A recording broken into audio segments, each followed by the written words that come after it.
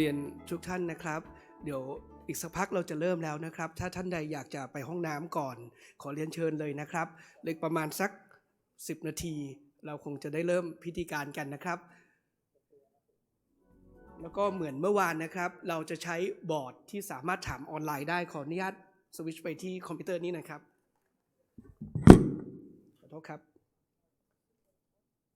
โอเคบอร์ดนี้นะครับทุกท่านสามารถโพสต์ข้อความโพสต์รูปภาพได้แล้วอย่าลืมว่าถ้าท่านใดเพิ่งมาวันนี้หรือจำลิงก์ไม่ได้นะครับQR code บนหน้าจอนะครับท่านสามารถสแกนได้หรือพิมพ์ bit.ly/iec2019 board นะท่านสามารถสแกนตรงนี้ Ladies and gentlemen we are about to start the event today in approximately 10 minutes so please proceed to your table and as the same as yesterday we use this interactive board so if you have questions or you have opinion or you would like to share some photos or video clips or any web links please feel free to just scan this QR code and then you can start posting all right if you ask question or voice your opinion it would be great if you can just briefly say who you are and where you from but if you feel a little bit of uncomfortable you can just type your questions thank you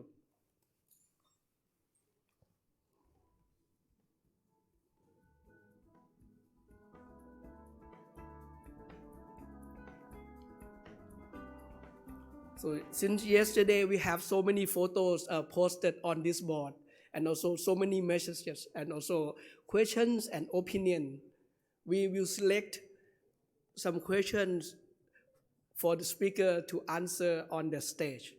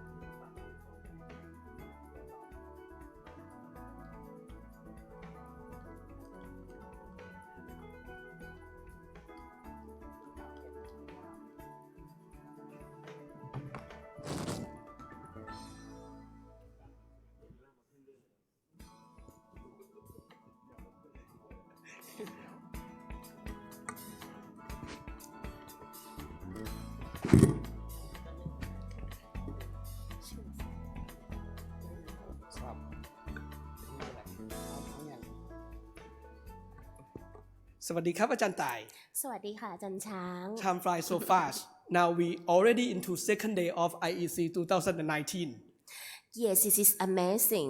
A lot we have learned from yesterday.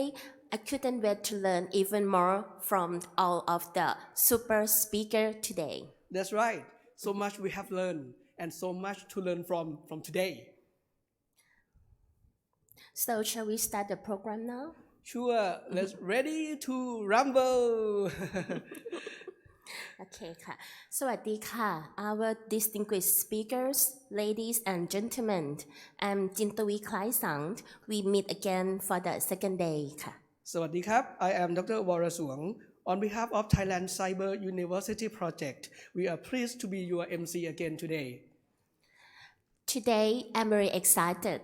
We have 4 excellent keynote speakers lining up this morning. We will be hearing from top guru from Russia, European Union, Republic of Korea, and Thailand. That's right So we will start the day with lessons learned from Russia from Professor Vandrov Siseyeva Marina, who will present us with the topic of trends in development of digital education in modern Russia. And I have to spend a little bit of time telling you about her profile. Professor Marina is currently a full professor of technology and vocational training at Moscow State Pedagogical University in Russia. Her experience included head of the Department of E-Learning and Distance Learning Technologies at Moscow State Pedagogical University. At Moscow State Regional University, she was a vice rector and professor and head of the Department of Distance Learning and New Educational Technologies. She has been involved in many professional trainings such as digital technologies in modern education. She has received so many awards worldwide. Let me brief you some of her awards. She received Diploma of Honorary Scientist of Europe, Certificate of Honor of Ministry of Education and Science of Russian Federation, winner of the Innovation in Education or Russian Professional Competition, and a diploma of the winner of the Pearl of Russian Education. Wow, so many. Okay. So please note that Professor Marina will deliver her talk in Russian language. Our lovely translator, Ms. Saviana, will provide the translation. Well, ladies and gentlemen, please give a warm welcome to our keynote speaker, Professor Marina.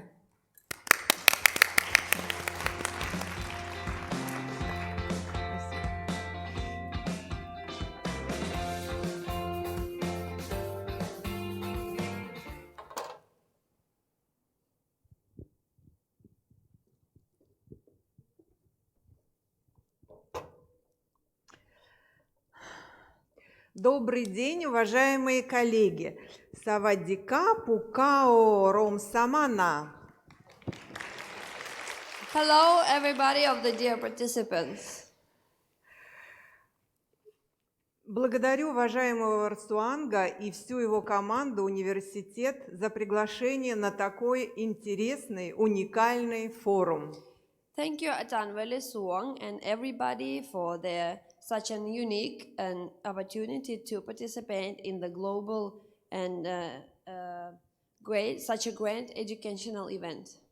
Хочу передать наилучшие пожелания форуму от своего руководителя, босса, директора Института информационных технологий Исаева Дмитрия и заведующей кафедрой Марины Львовны Субачевой. I would like to forward the best wishes from my boss, Dmitry Isaev, the head of the Institute of Physics and Technology and Informational System of the Moscow Pedagogical State University, and also of the PhD Marina Subacheva, and also all of my colleagues and all of the pedagogical community of Russia.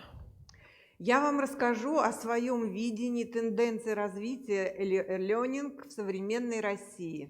Today, I would like to present my personal point of view towards the development of digital education in Russia. То, о чем я вам буду рассказывать, это то, чем я живу, то, чем я занимаюсь. The thing I will talk about today is the thing that I live in every day, which I do currently every day. Сегодня очевидно, что для того, чтобы учиться, не нужно ехать ни в какую другую страну. Можно дома, сидя на диване, попивая чай и кофе, учиться у любого интересного ученого мира. Nowadays, it's quite obvious that for getting some courses or study, you don't have to go abroad. You can just sit on your couch, drink tea, and study course as well.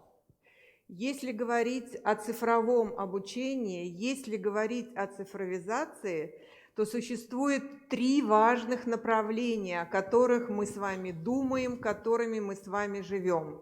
Это цифровая экономика, это цифровое обучение, это цифровая образовательная среда. Talking about the digital education nowadays, there are 3 points, which are the main points, which are the digital economy, the digital education, and also Education, environment. and also the educational environment, digital. И мы говорим о многом. Мы говорим об информатизации, цифровизации, компьютеризации, электронном обучении. Но что это? Каждый понимает по-своему. The digitalization, the computerization, and so on is an important thing nowadays, but every person understands it differently. So this time we will figure it out. What is it for Russian scholars? Система образования в России многоуровневая, от детского сада до послепрофессиональной подготовки. The education in Russia is based on multiple level principles since kindergarten, school, and then in university and postgraduate studies. И на каждом из этих уровней очень важно обучать каждого, кто учит и кто учится. And on each of those levels, it's very important to learn everybody who is eager to study. Меня всегда волнует учитель. Me personally is always concerned about the teacher himself. Что определяет образование сегодня? Which are the points that construct the education nowadays? Первое – это трансформация учебного процесса. The first thing that influences the tendency of digital education is the transformation of an educational process. Это возможность дать каждому равные возможности для обучения. Which is giving the same opportunities for everybody for equal learning, getting equal education. Вчера мне очень понравилось выступление профессора из Кореи, когда он говорил о будущем. Yesterday I loved it very much, the presentation of the Korean professor when he was talking about the future education. Это второе важное направление – прогнозирование, что будет с образованием в будущем, как нам жить. This is the second most important thing about digital education is the forecast in the education about how we're gonna learn and how we're gonna live. И поэтому много рисков в этом образовании, много рисков в нашей профессиональной работе. So there are in our work, in our community work, there are a lot of risks occurring. И для того, чтобы жить в этом новом мире, мы должны готовить учительские кадры. And for living and struggling in this modern world, we must prepare new skilled specialists for those. Сегодня в России очень много говорят о цифровой безопасности. Nowadays, in Russia, there have been a lot of talks about digital security. И в образовании это основа для организации цифрового обучения. And in the field of education, the digital security is the basis of the organizing of digital education. Для тех, кого мы учим, цифровой мир – это их образ жизни. For those who we learn, the digital education is a kind of lifestyle. И каждый преподаватель думает, что теперь тот, кто у него учится, все в этом мире знает. And nowadays, everybody who's studying online thinks that the professor who's teaching online knows everything in this world, something like that. И это определенный страх для учителя. And this is a kind of fear for the teacher as well. Но на самом деле это иллюзия. Студента надо учиться в этом новом мире. But actually, it's an illusion. The main aim of the professor is to learn student how to learn by himself in this new global world. Но преподаватель работает с самыми разными студентами. Есть те, кто любит книжки читать, есть те, кто любит в телефоне играть, есть те, кто вообще никого не слушают. But there are different kind of students as well, which professors have to deal with, such as students who prefer to play with their mobile, students who prefer books, or students who prefer not study at all. Мы с вами обсуждаем проблемы массовых открытых онлайн-курсов, МУКов. Nowadays, we are discussing the problems of Mooc, the massive open educational courses. Вчера говорили об ЛМС. Yesterday, we've been talking about LMS as well. Это абсолютно новый опыт для преподавателя. And this is absolutely new experience for the teacher. Для того, чтобы качественно учить, каждый преподаватель должен изменить свое мышление. For the quality education the professor might give, he must change his state of mind as well. И понять, как жить в том мире. And understand how to live and how to survive in this new global world. Вчера была очень интересная фраза на презентации Blackboard. Yesterday there was a very interesting sentence in the presentation of the Blackboard. Вся аудитория сидела в телефонах. All of the participants were playing mobile while listening. И спикер говорит: это замечательно, никто из вас не играл. This is the very good thing because nobody was playing, everybody was taking notes. Но как проверить, кто играл, а кто нет? But whether we can check who was playing or who was taking notes, how can we check that? И это новая проблема. This is a kind of new issue arising. Сегодня школы везде. Школы везде как открытый мир. Nowadays, schools are windows to an open world, every country, globally. И ученик, который приходит в аудиторию, приходит в школу, может сказать: я уезжаю из России в Таиланд с родителями, но хочу учиться в вашей школе в Москве. And nowadays, suppose there is a pupil studying in a Russian school, going to travel to Thailand with parents, and he claims he still wanna learn in that school while traveling. И школа должна обеспечить этот процесс. And the school actually must provide this opportunity to the student. Это вызов для школы. This is a kind of issue to the school as well, how to provide that. И если школа не может этого сделать, то ученик ищет другую школу. If the school is not able to provide educational online, the student is gonna search for a new place. Это серьезное развитие, это серьезное направление в развитии онлайн-обучения. This is a new serious direction of the online education development. И здесь мне очень симпатичен подход киберуниверситета. And for me personally, I like the concept of cyber university in this case. Муки для школьников, для студентов, для полноценной жизни. Mooc for students, Mooc for school pupils, and Mooc for adults who are living their own life. Есть еще одна важная проблема, которая имеет свое развитие и в России, и в мировом образовательном пространстве. There is one more important issue arising both in Russia and global world. Адаптивное обучение. Which is called adaptive education.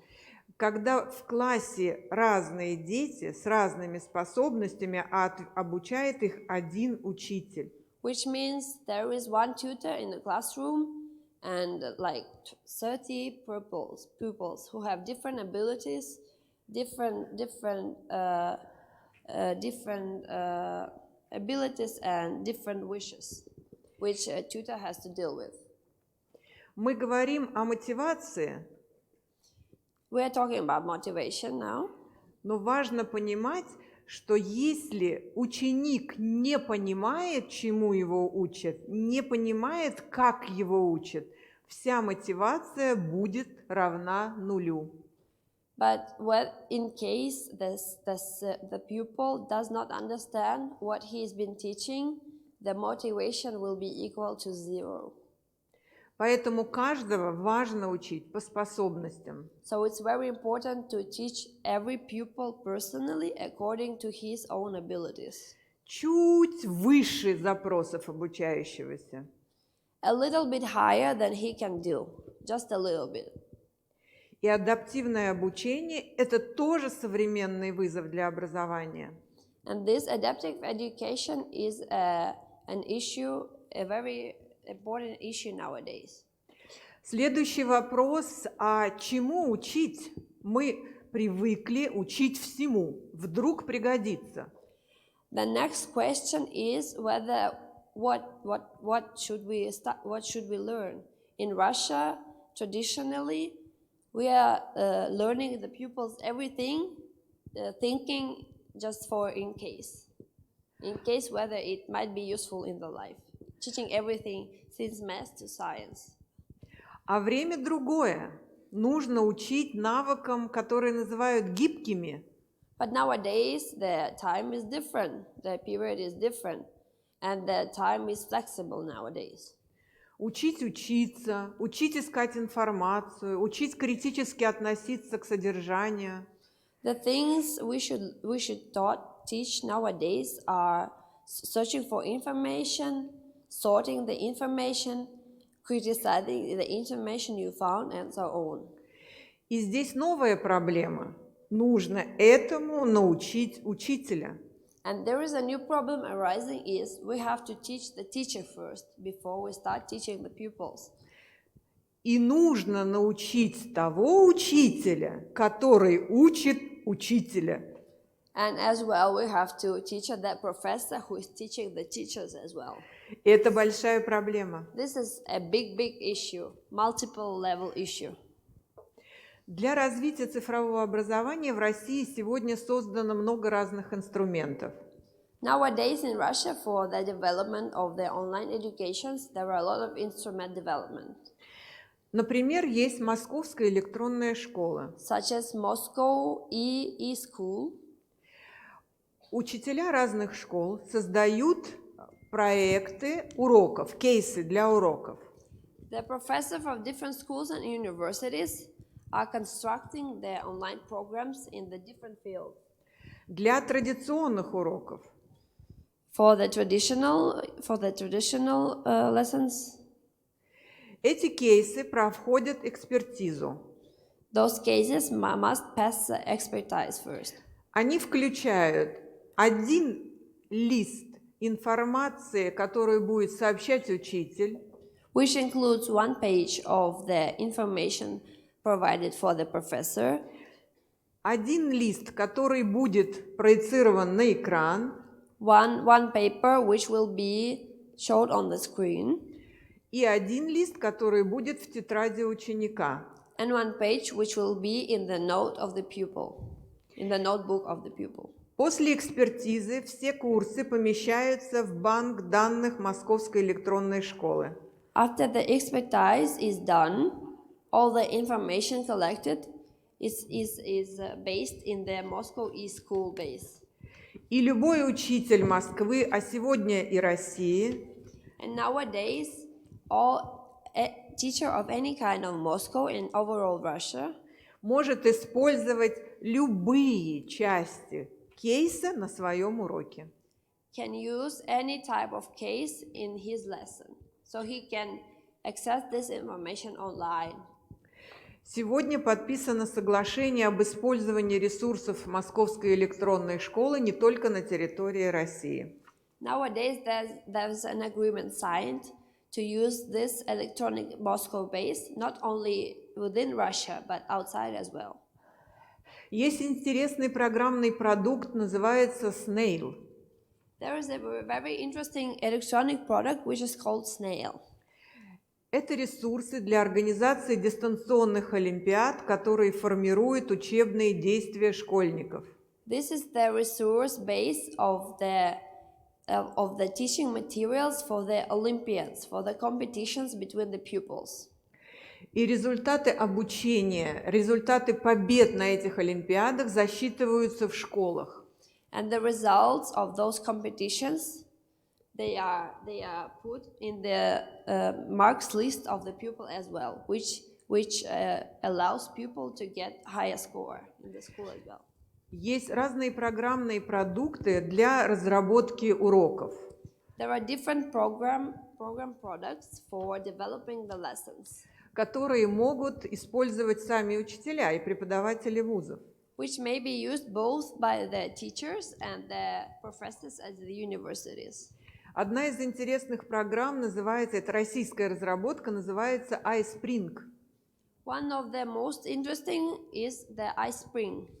Здесь можно создавать уроки, писать лекции, проводить контроль, прокторинг, проводить тестирование. Все, что для души угодно. In the iSpring, you can do anything you want. You can construct lesson, you can provide online education, anything you want. Я не могу не сказать о национальной платформе открытого образования.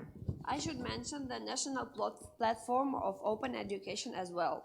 Эта платформа была создана в 2015 году для разработки, для размещения массовых открытых онлайн-курсов. This platform was first signed in 2015 for placement of the online courses already existing. И сначала объединились 8 вузов на этой платформе и стали создавать по стандарту массовые открытые онлайн-курсы для вузов. In the first year, there were 8 universities taking part, which shared the online courses and starting to build online courses, the new online courses as well, based on that national platform. Что важно? Первое, все курсы, которые находятся на этой платформе, созданы в рамках федерального стандарта. The most important thing is all of the courses which are based in this national system are built according to the federal Russian standard. Но что уникально, любой школьник может пройти курсы, и потом курс, созданный в университете, может быть при обучении в университете ему засчитан. The unique thing is whether the school pupil passed the course in this system, the course he passed successfully might be transferred to the university towards. Это очень интересный опыт, но об этом мы будем говорить сегодня после обеда. This is a very interesting and unique experience, which we will talk later after the lunch. Есть очень важное направление, которое сегодня начинает интенсивно развиваться в образовании в связи с цифровизацией. Nowadays, there's one more important intention which is actively developing according to the digitalization. Это риски в образовании. Those are risks in the education. Как все новое, цифровое образование, оно тоже влечет за собой какие-то риски, какие-то изменения. As well as anything new, the Mooc system, there are risks follow the development of the online educational system. Согласитесь, что любое вхождение учителя в класс, преподавателя в аудиторию, разговор между учителем и учеником, между учителем и родителями – это всегда риск. Would you agree that every time the professor talks to the student, the teacher talks to the pupil entering the classroom, the teacher entering the classroom, all of these cases might be risky. Я недавно была на большой конференции, на большом форуме в Узбекистане и работала с магистрантами. Recently, I visited the big forum in the Kazakhstan, Узбекистан. in the Uzbekistan, Узбекистан. and I was working with the master students И долго разговаривала с ребятами. and was talking with the students for a long, long time. И когда закончилась наша беседа, один из молодых людей подошел ко мне, достал телефон и говорит: «Я вас записывал. Хотите, я вам сброшу?» And after the conference was done, one of the students came to me and said, I was audio recording your speech. Would you like me to send it to you online? Would you like me to send it to you by the messenger? И в этот момент ты понимаешь, насколько мир открыт. And that moment was the moment I realized how extent this world is open nowadays.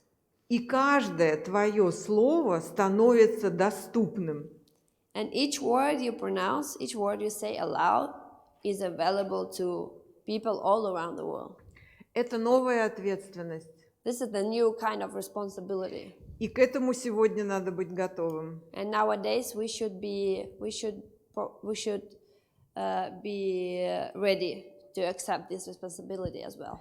Российские исследователи разделяют две категории рисков. Одна категория – это европейская, будь осторожен. There are two kinds of risks which Russian scholars divide. The first one is called European risk, which is called be careful.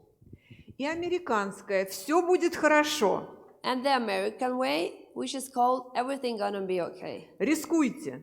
Risk, take the risk, everything gonna be okay. Я думаю, что мы работаем в зоне двух рисков. И рискуем, и довольны. For the Russian scholars, we think that we are somewhere in the between. We risk as well, and we are eager and happy to provide online education as well.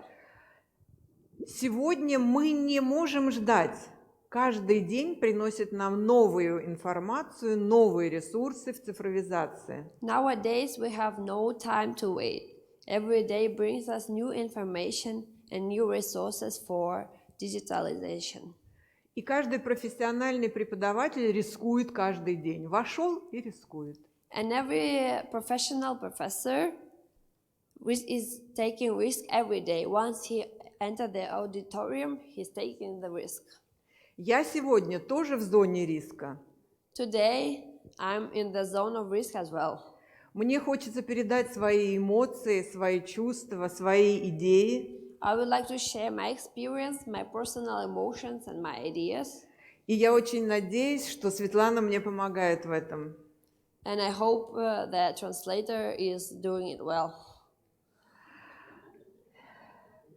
Я разделяю несколько областей рисков. Me personally divide the risks to several groups, which are Риски, которые внешние. the external risks. Мы на них можем влиять опосредованно. We cannot influence these risks by ourselves. Those are out of our control. Но всегда о них думаем. But always been thinking about them. А есть риски, которые напрямую зависят от нас. And there are internal risks which are concerning ourselves straightly. Это наши ценности, наши идеи, наши взгляды, наши возможности, наши компетенции.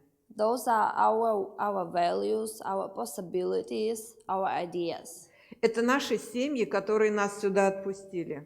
Those are our families who let us go travel to take part in this conference. И это те риски, на которые мы можем влиять. Those are the risks that we have to deal with personally. В аудиторию ко мне приходят студенты, как и к вам. There are students coming to my room, to my professor room in the university, as well as most of the participants in this room. У них свои ценности, своя семья, свои идеи, свои взгляды, любовь. They have their own values, their own families, their own personal love stories, etc. А нам нужно строить процессы обучения. But our concern is to build the educational process. И это тот риск, на который мы, как преподаватели, обязаны влиять. Мы обязаны его знать. And this is the risk that the professor should take by himself. And he should know in advance what he's doing. Это мое глубокое убеждение. This is my deep concern. И следующая область рисков – это те технологии, те формы, которые мы выбираем. The next form of risk are the technologies which we are choosing. Учитель всех отправил в МУК, а сам сидит и отдыхает. Правильно это или нет? Suppose the professor sent the students to study the Mooc program, but he's sitting home taking rest. Is it right or not? Is that correct or not? В другом классе поделил на группы, и каждая группа занимается своим. Правильно это или нет? In the other case, the professor divided students by group and gave every group the Mooc program for them to do it by themselves. Is that correct or not? Это только преподаватель понимает, потому что у него есть определенная цель. И это тот риск, на который он может влиять. And this is the risk the professor must take, his own goals. Мало назвать риск, надо понимать, как управлять таким риском. It's not enough to call out the names of the risks. It's very important to understand how to manage those risks. Есть несколько способов управления рисками. О некоторых я скажу. Например, диверсификация рисков. There are a few ways of managing the risk. The first one is the diversification of the risk. Когда ты рискуешь, но у тебя в кармане другие технологии тоже. When you take a risk, but you have something in your pocket just in case there are the technologies, in case the ones you choose failed.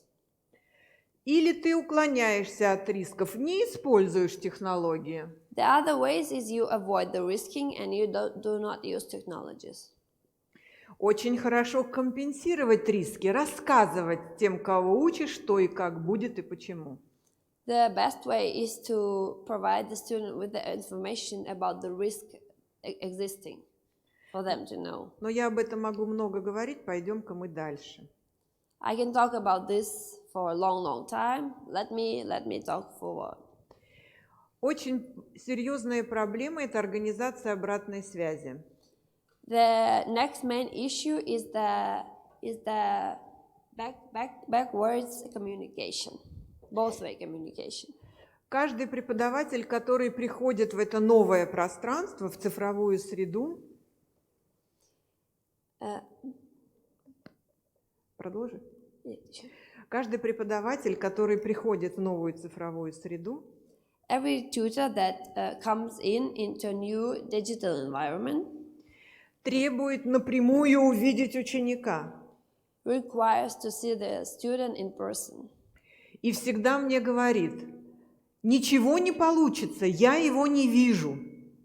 And always claims that it's not gonna pass because I cannot see tutor in person. Это связано с мышлением, с пониманием, с чувством той среды, где ты живешь. The reason is the atmosphere the student came from is very different. It was face-to-face education before, and now it changed to online education. Когда в 2005 году мы начинали проводить вебинары, when in 2005 we first started to make webinars, мы перед преподавателем сажали студента, который на листочках писал: слушатели вас слушают, слушатели за вами записывают, слушатели улыбаются. We take a student to take a seat and listen to the professor and take notes whether the participants are smiling, whether the participants are listening, or whether the participants are not interested. Когда ты технологию принимаешь, то ты начинаешь ощущать тех, кто вокруг тебя. Once you accept the technology, you start to get a feeling of the people around, of the people in the room. Я вот так пролистну. Я скажу, что в многоуровневой подготовке педагогических кадров на каждом уровне нужно обучать современным технологиям и с помощью современных технологий.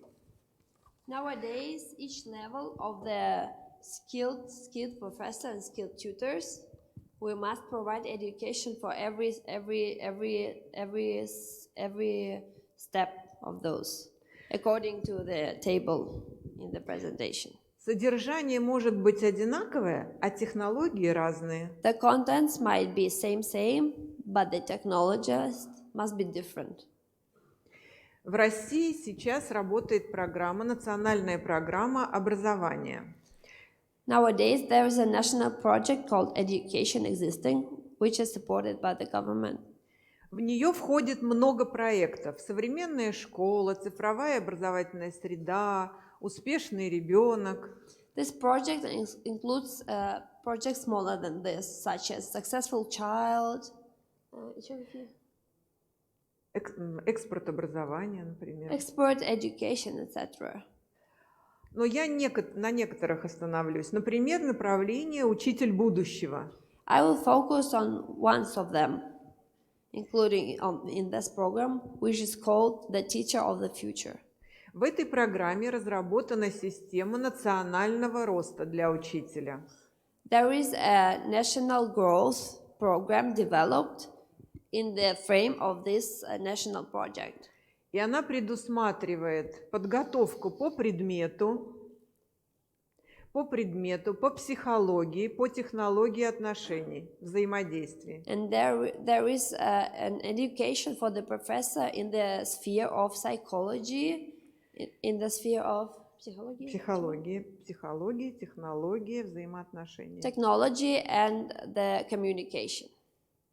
По моему глубокому убеждению, если мы хотим, чтобы учитель научился в этом цифровом мире жить, то все эти направления можно реализовать, используя дистант. According to my deep concern, all of these three spheres, communication technologies, and the last one, is possible to transfer to the professors and teachers by the online system, not face-to-face. Вы себя узнали на этой картинке? Did you recognize yourself on this picture? Поднимите руки, кто узнал. Please raise your hands, those who recognize himself in this picture. Есть такие коллеги. There are a few people. Спасибо, но немного. Not that much that I expected. Надо над этим работать. У меня есть очень интересное направление, которое называется магистратура. Магистратура электронные образовательные технологии. The field which I deal with is called Master Digital Undergraduates. I'm taking care of this program. Это мои замечательные магистранты. Those are my master students, which are wonderful. Они все взрослые, о них можно писать поэмы. These are all adults, and they are worth writing a book about. Каждый из них занимается развитием цифрового обучения в своей области. Each of them is developing the digital education according to the sphere they are dealing with. Здесь есть наш большой друг с Варсуангом, исполнительный директор электронного Башкортостана, Республики Башкортостан, Валентина Шамшович. There's a director of the online education system of the Republic of Bashkortostan, the big friend of mine, and the Atan Varasuang as well. Среди моих учеников абсолютный победитель конкурса «Учитель года», учитель информатики Андрей Сиденко. Among these students, there is a winner of the Russian national competition, the Teacher of the Year as well. Генеральный директор компании «Дистанционный репетитор» Светлана Павлова, которая впервые стала заниматься в России дистанционным обучением. The general director of the company, which first started the online education in Russia. Победитель конкурса Lego Education в России Коля Белевский. The winner of the Lego Education. The winner of the Lego Education in the first Russian one. Я могу рассказывать о каждом. Есть еще одно интересное направление – обучение через всю жизнь. One more interesting issue, according to the national project, is called New Opportunities for Everyone. It is called the education throughout the whole life. И для каждого, независимо от возраста. Throughout the whole life and for everyone, not according to the age. Я себе представила это в виде поезда, куда может заскочить каждый, кто хочет, и учиться, учиться и учиться. My imagination view is it's like a kind of train which anybody can jump in and study. Но в цифровизации, в цифровом обучении можно продвинуться только если мы будем друг другу помогать. But we can reach success in digital education only if we support each other. Только если друг друга профессионально поддерживать. Only if we support each other professionally. Это руки молодых преподавателей вузов России на конкурсе, на всероссийском конкурсе «Лучший молодой преподаватель России». These hands are the hands of the tutors, the competitors of the competition called the Best Young Tutor of the Russian Federation. Я, конечно, не могу рассказать сегодня в таком коротком выступлении обо всем, но хочу рассказать еще о том, что нас волнует. In such a short speech, unfortunately, I cannot mention anything I'm interested in, but there are issues that are still left that I would like to mention shortly. Персональная траектория обучения. The humanization of education, the personal attitude towards the student. Творчество в цифровой среде. The creativity in the digital education sphere. Коммуникации в цифровой среде. Communication in the digital sphere. Ну и мы должны с вами кардинально изменяться. And we ourselves should change as well, change ourselves. Нужно сказать, что теперь все становится открытым. Цифровая школа, цифровой вуз, цифровой учитель.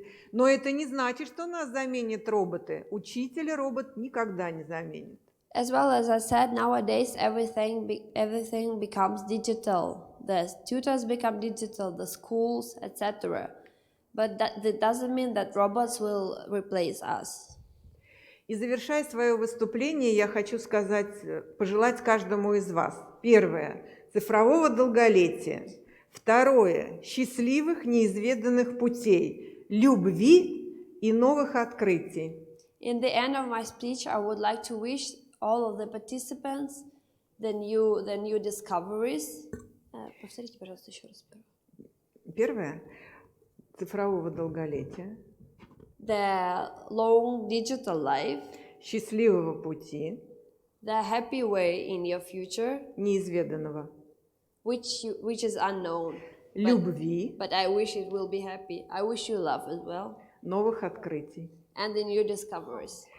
Нужно создавать возможности, We should create opportunities, чтобы сегодня здесь жить с удовольствием, for here and nowadays, live with pleasure and with happiness, и не навредить в будущем. and make no harm for the future. Спасибо большое. Thank you very much. Thank you so much, Professor Marina Vandrov from Russia. We now understand that Russia also has their own style, and Western, like USA, also have their style. Somehow they are not quite the same, but still education for all is there. So we need to really think of how to design Mooc for everyone. So with this, as we are running out of time, I would like to say also thank you to our lovely translator, Ms. Svetlana Bolonova, who is Honorary Consul Assistant of Russia of Chonburi and Rayong Province. Both of them will also be here in the afternoon session. I can see on Padlet on the discussion board that there are people posting 4 questions already. They will provide the answer in the afternoon during their session. Okay, so please join me to give them a big thank again. Thank you. Спасибо. Спасибо. Thank you very much. Спасибо. Пойдем. Next will be a keynote speech from Associate Professor Christian Starks of Germany. Actually, I mean European Union. Please allow me to take this opportunity to introduce him first. Dr. Stark is ICDE Chair in Open Educational Resources. ICDE is an international council for open and distance education, which is several hundred of universities all over the world are members. He is also an associate professor for open education at the Wellston Institute of the Open University of the Netherlands. In addition to that, he is advisory professor at the East China Normal Universities in Shanghai, and also adjunct professor at the Korean National Open University in Seoul. As an internationally recognized expert and innovator, his main working fields are open education, technology-enhanced learning, educational policies and philosophy, learning innovation and quality, impact assessment and competence modeling. Today, he is about to share with us the quality and the future of open education and Moocs. Well, Professor Stark, don't want to put pressure on you. We have some viewers from overseas just saying hi to you. So they were watching you from India and from all over the world. Okay, ladies and gentlemen, without further delay, please join me to welcome Dr. Stark.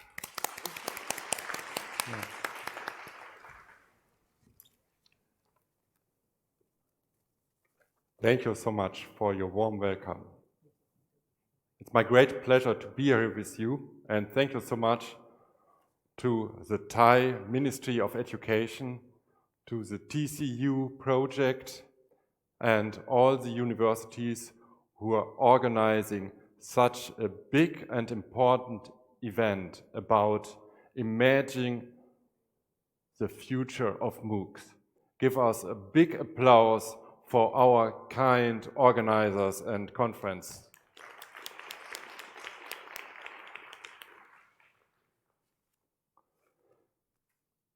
I'm here for the second time. I was here 10 years ago, and that was on behalf of another conference here in Bangkok. And that was just the start of the TCU, the Thai Cyber University project. And I'm very impressed to listen and to see what happened during the last 10 years. It's my great pleasure to also recognize how Thai is taking a leading position in the Mooc development. You may see some of the pictures from 10 years ago, and I'm very curious how Bangkok looks like in our days. I hope that I can explore tomorrow. I'd like to speak now to you about the quality and the future of open education and Moocs. And I have prepared a lot of slides. This is my style, I'm sorry for that. Of course, you can get the slide afterwards. You can look at them, you can even share them, and also use them in the future according to that open license. Please, this is my kind request to you. Always put such an open license on everything that you are producing, that you are sharing, that everybody knows what you can do with that. Have a look on SlideShare as well as on the conference website. You will find everything there. Thanks to the kind chairman and chairwoman. They have already introduced myself. I'm with the Open University of the Netherlands, even though that I'm German. I'm also very pleased to be with the Korean National Open University and the East China Normal University. And I'm very happy that I was appointed as ICDE Chair in Open Educational Resources. My experiences, I'm combining business as well as academia. I have done a lot of international projects in the fields of e-learning, and I have set up my own research institute in Germany, leading up to 11 researchers in the end. My interests are higher education, but also in particular school education. I will tell you in a minute why. I strongly believe that we have also to improve school education. And please, let us discuss a little bit how this can happen in the future, also with the involvement of Moocs. Well, to give you a short overview of the project, it's impossible. You can find more information on these websites, and that is just a selection, and I'm very happy also to meet you in the lunch break and in the afternoon to discuss more about that. Okay, let's start. Good morning. Great. I'd like to give you a very short introduction on the current situation, because you all know what is happening at the moment. We have the digital age. Everybody with you is with a smartphone, with a computer and so on. I don't have to tell you about that. And we have internationalization. That's why I'm so happy to see all of you here from so many different universities and countries and even continents here.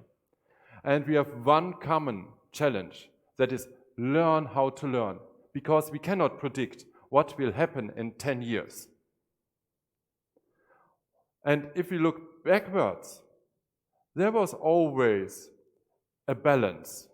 Everything started with the commons. Everything was free. Everything was openly available.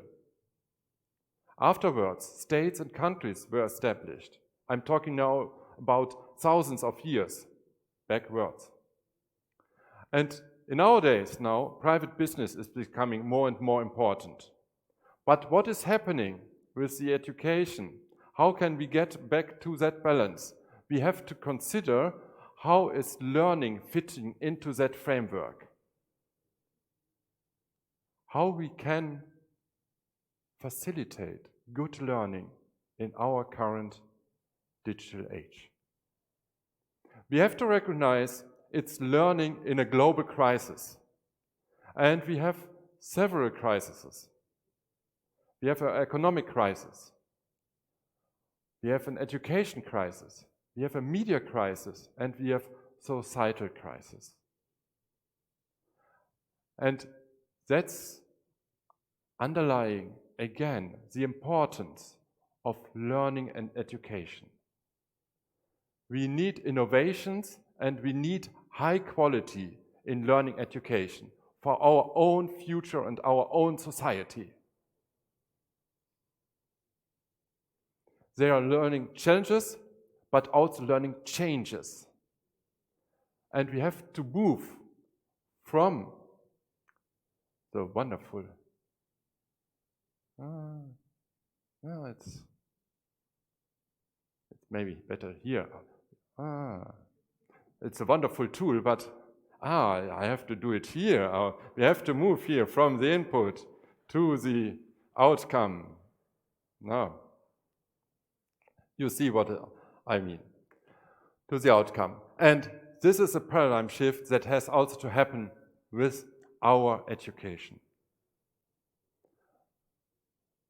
10 years ago, I was pleased to visit the impressive Buddha statue.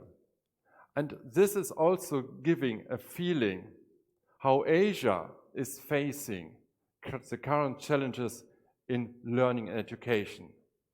It's very good to see that you also put patience, but also dedication into your current situation. And I think this is a very good advice for all of us worldwide. And luckily, we have also the Sustainable Development Goals approved by the United Nations. And the fourth one is promoting inclusive and equitable quality education and requiring lifelong learning for all. But what is quality education? And now I start a tour with you. Please don't be shocked. I will run now through all the following slides, and please tell me if it's too quick. I can interrupt at any time, as long as not too many are raising their hand. And I will also be happy to answer your questions. What is quality education? And I would like to start with an experiment. I'm from the university, I'm a researcher, I have to do experiments. You know, okay, that's the business. Okay, let's have a look.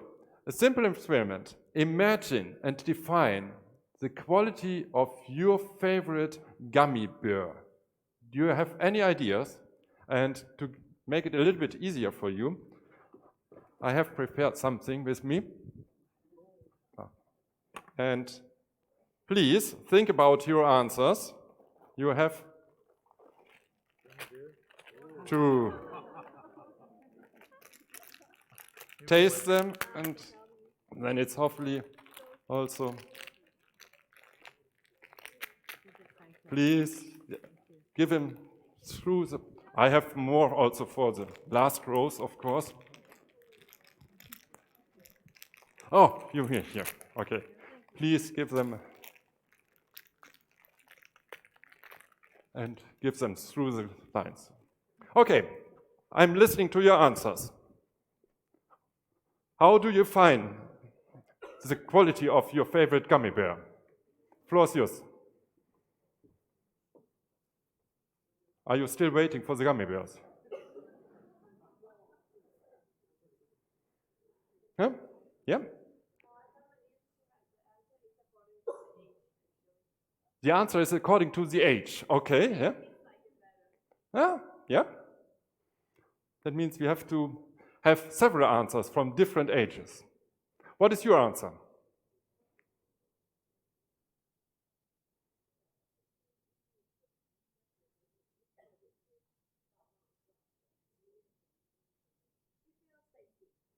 Tasty. Oh, the taste is most important for the quality. Okay, yeah. Good for health. Okay, yeah. Even so that they are from my hometown, that's why I'm always bringing them with me. I'm not that sure that they are good for health, but I don't want to disappoint you. Any other cons? Yeah?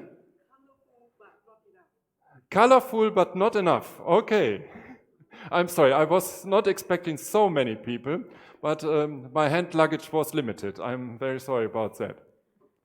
Well, actually, I forgot my device over there. Actually, all your answers are not only valuable, but they are also all correct, because quality cannot be defined. Even so, my answer would be yellow, because that is my favorite taste in the gummy bears that I'm bringing with me. But quality cannot be defined except through adaptation to your situation and your specific context.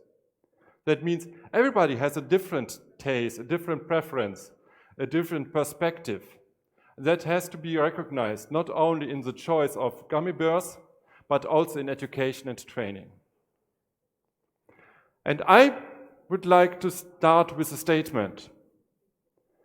We need change in education. And I'd like to convince you now, during the following 20 minutes, why we need change in education and which kind of change we need. To improve the quality in education, that is the overall objective and target. Okay, let's have a look. What is it, quality of learning, education and training? First of all, I'd like also to highlight the very first standard from ISO, the International Standardization Organization, for the quality of learning, education and training. It is ISO IEC 40180. It consists of 7 process categories, and 38 processes are belonging to that. And that is the very first ISO standard for the learning quality that was already developed and published in the year 2005 and revised in the year 2017. And also for that international ISO standard, there is the same truth. You have to adapt that. It's not a standard that's fitting for all, but you have to adapt. And you can see here now that you have to select the processes. You have to select the processes that are relevant for your specific situation and to define them according to your requirements and needs.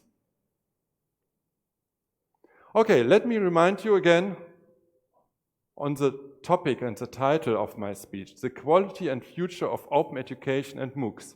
And I'm diving now into the details. But first I have to answer the question, what is open education? Yeah, if you remind me. Quality and future of open education and MOOCs, what is open education? Well, open education, open means a lot. There are so many dimensions of openness, and I started a few years ago to scientifically distinguish different dimensions and categories of openness. But what I'd like to highlight is that it's most important that openness is much more than open access. It's much more than open licenses. You have always to think about how to enable open education through resources, through technologies, but also with open visions, with open innovations and open strategies. My short answer on what is open education is innovating and changing education to improve the quality, the learning quality. And to give you a short background about open education, the waves of open education started in the 60s last century with open classrooms and open universities, and then there were several waves of open education. I cannot tell you all about that, but we are very happy that the open universities are also one of the first movements and first drivers of open education. But we have also to think about the wonderful pedagogical innovators like Paul Freire and many others. And it's so amazing what happened already 50, 60 years ago. And then we have the open educational resources, we have the open online collaboration, we have open educational practices, and now maybe open learning environments. But we have always to keep in mind that is based on innovations in learning and pedagogy that is happening already since hundreds, since thousands of years. Think about Confucius, think about Socrates in Asia and in Europe. Think about movements in Russia, in Europe, in America. There are so many pedagogies, so many educators that has already invented innovations in learning education. That is not completely new. That's why I'd like to end with a scientific definition what open education means. And it is always focusing on the learning quality. Combining and overarching all the different perspectives of openness. And how can we achieve open education?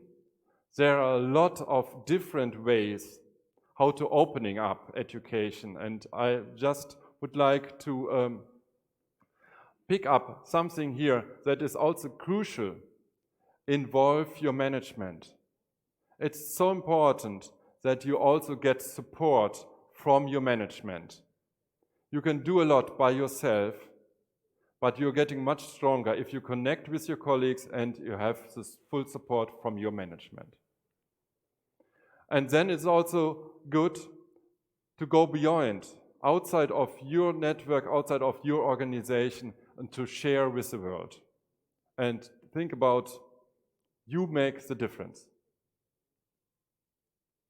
Okay, I said we need change in education. I hope that I could at least convince you a little bit. that there is such a need. And I also hope that I could convince you that we need open quality education. And I'd like also to highlight, we need open quality education with fun. Don't forget the fun. What's about your pupils, your students? Yeah? They can sleep. Yeah. I hope you're not sleeping. Okay.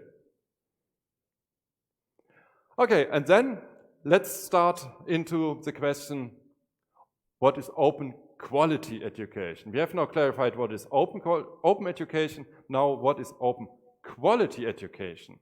I hope that you have already an idea how quality can be defined, not only through the gummy bears, but maybe also thanks to the gummy bears.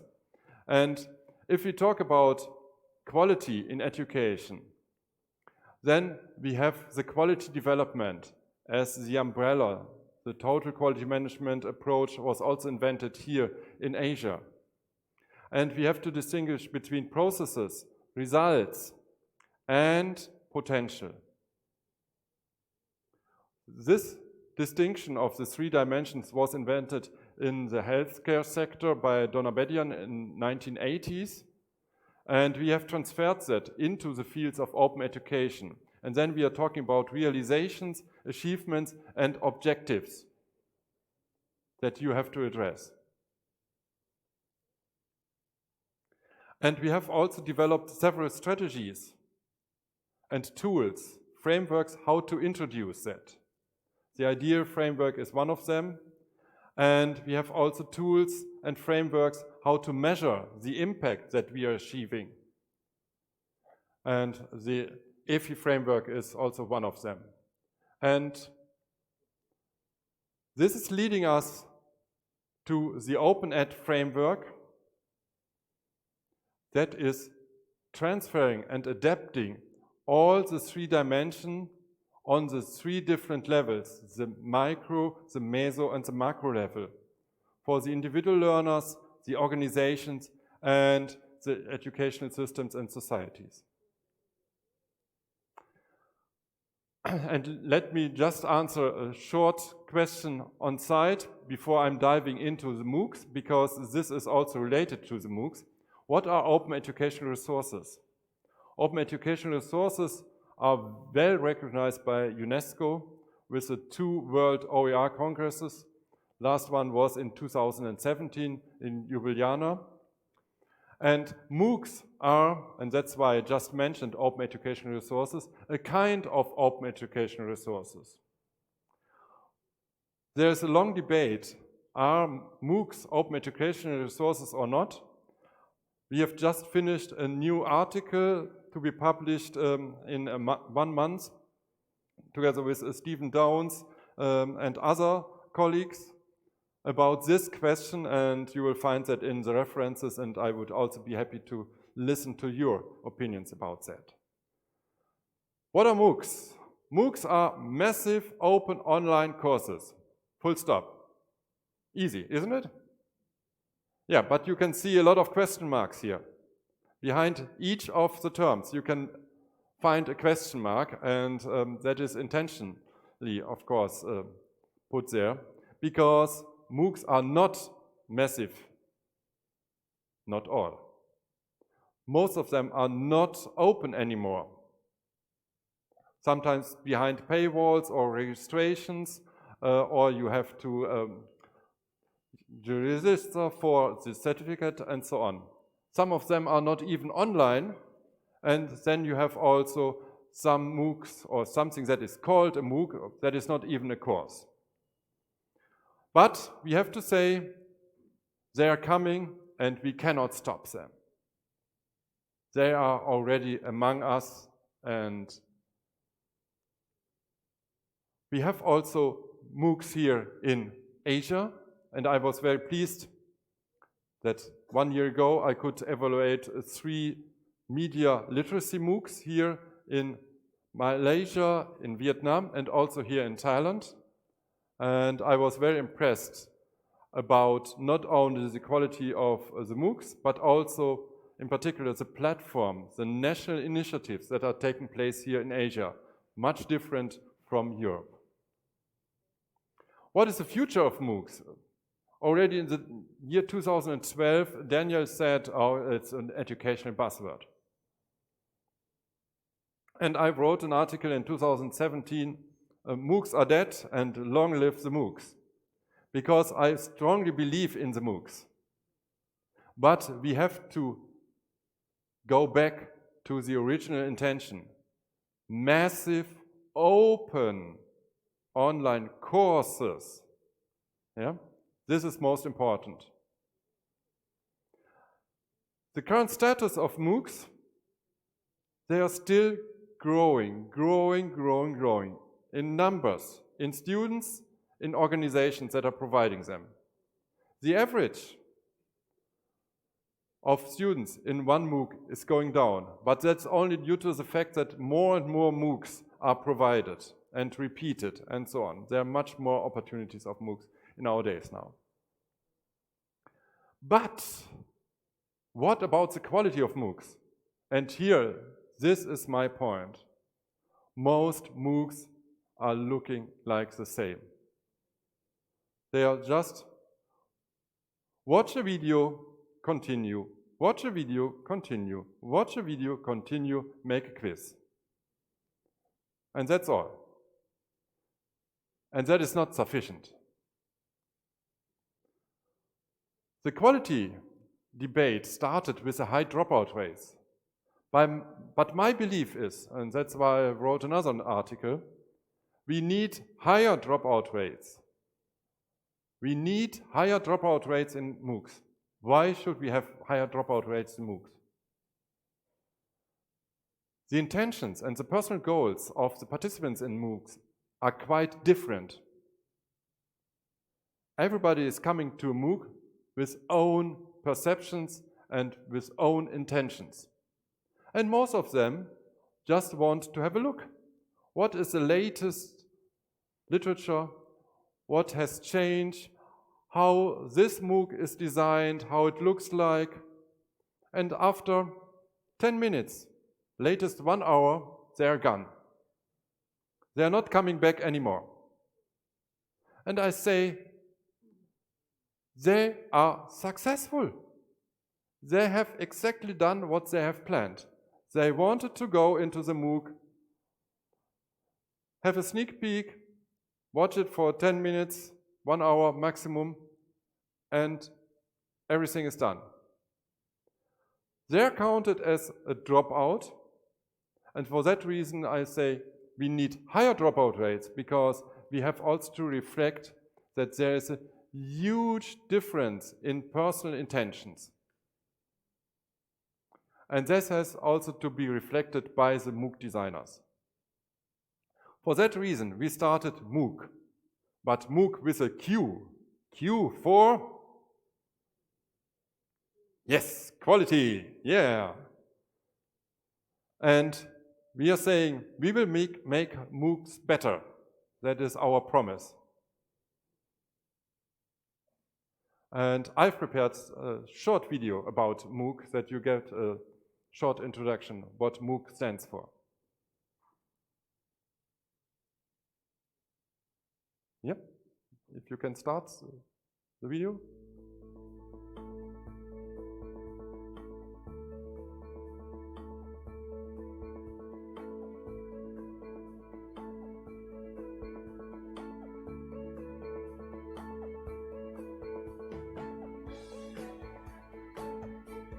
And that is the key result, the Quality Reference Framework, QRF.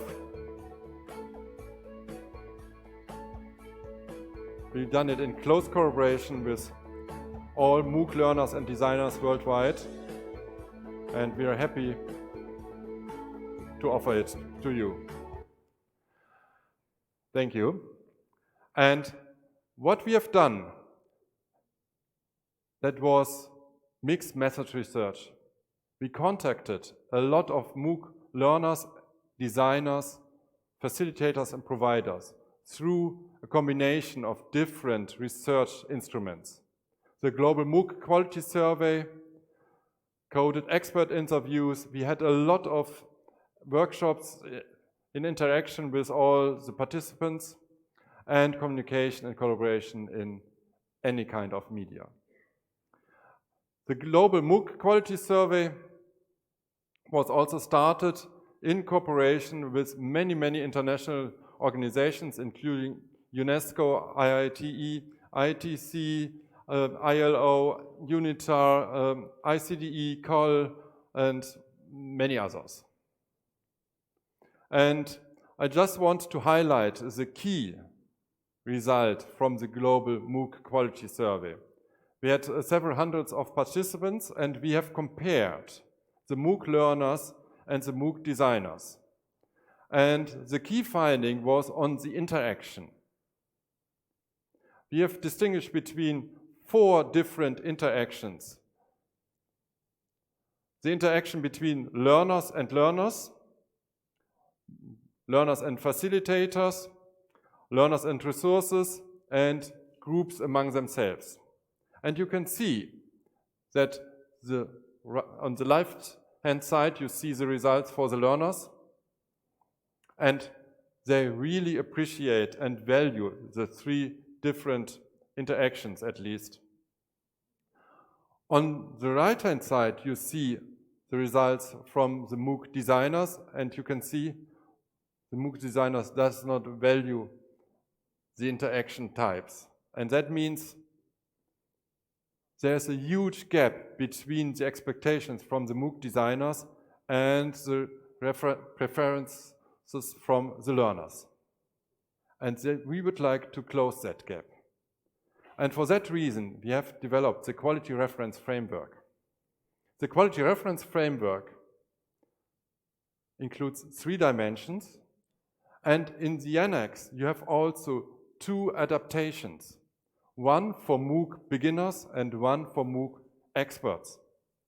The quality checklist for beginners, simple questions that you can answer, just to make sure that you have thought about everything if you design a Mooc for the very first time. And the quality indicator list, that is a very, very long list for the Mooc expert to find out whether you have thought about any potential quality aspect. And the 3 dimensions that are the phases, the perspectives, and the roles. And for the phases, we distinguish between the analysis, design, implementation, realization, and evaluation. That sounds familiar.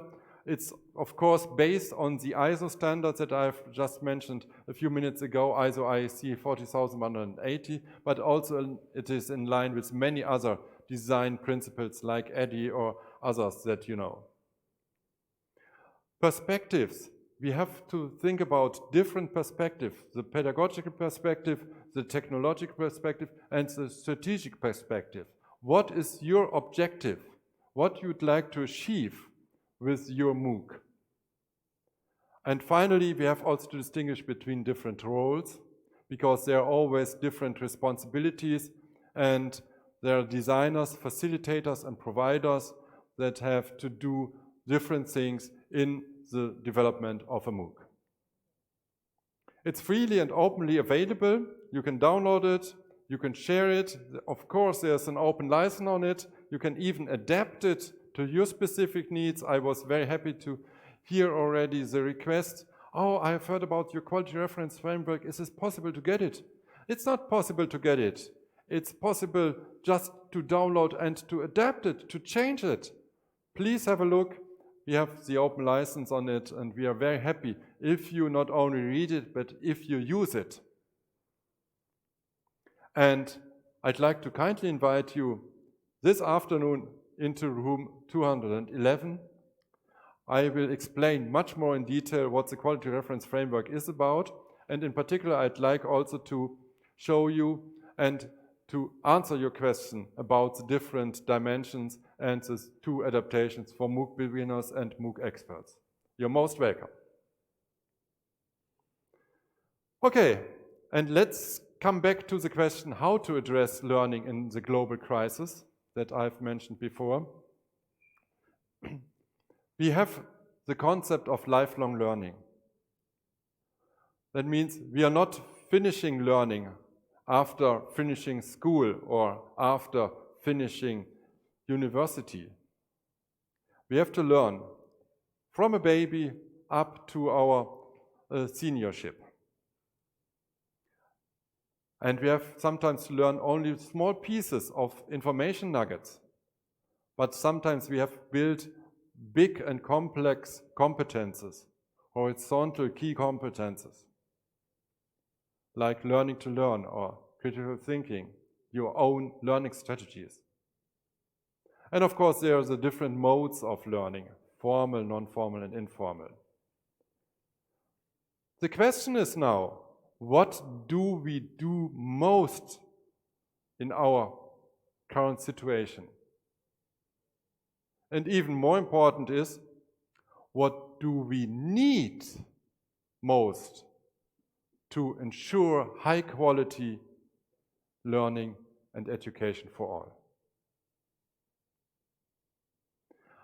I was reminded to a speech that was one of my very first keynote speeches in the year 2007 in Bogota, and that was also on lifelong learning through digital learning and digital media.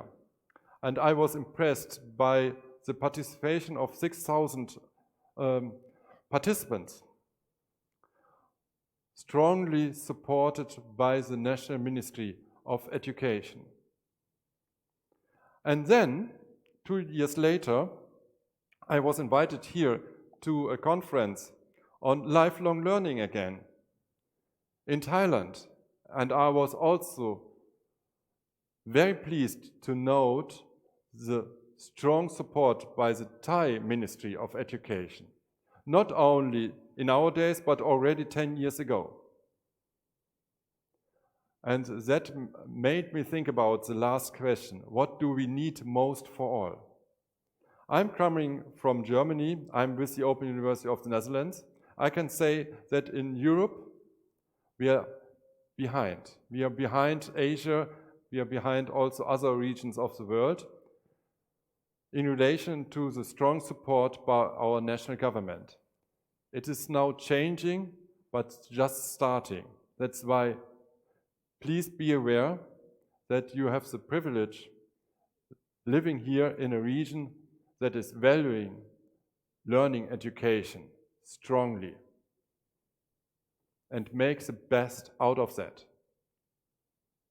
And that's why I'm very happy that IEC 2019 is happening here also with the opening by the Ministry of Higher Education. Okay, what can we do and offer to you? What is our research focus and how we could also collaborate in the future? I would like to give you a short answer on that in another video, please. We are the Welton Institute. We are researchers in academic education who believe in co-creation. We not only conduct research on education, we do this with education. Together with our partners, we investigate real-life questions and problems in education. By taking practice as our starting point and science as our instrument, we ensure that our results apply to not just one, but to all schools, so that we can improve education together. We are experts when it comes to learning. How do people learn? And how do you make learning efficient, effective, and enjoyable?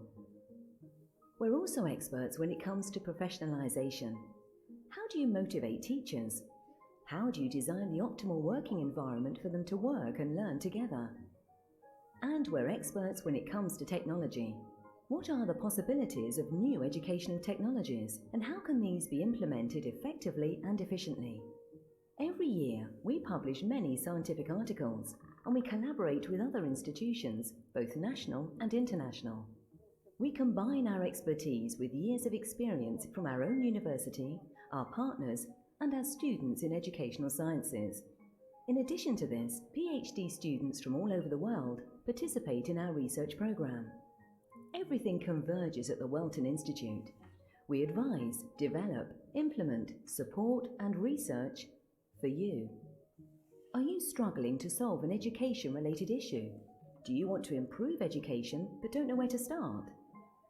We're eager to tackle complex challenges.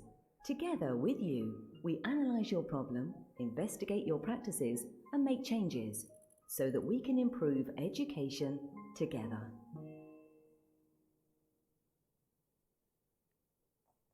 Thank you.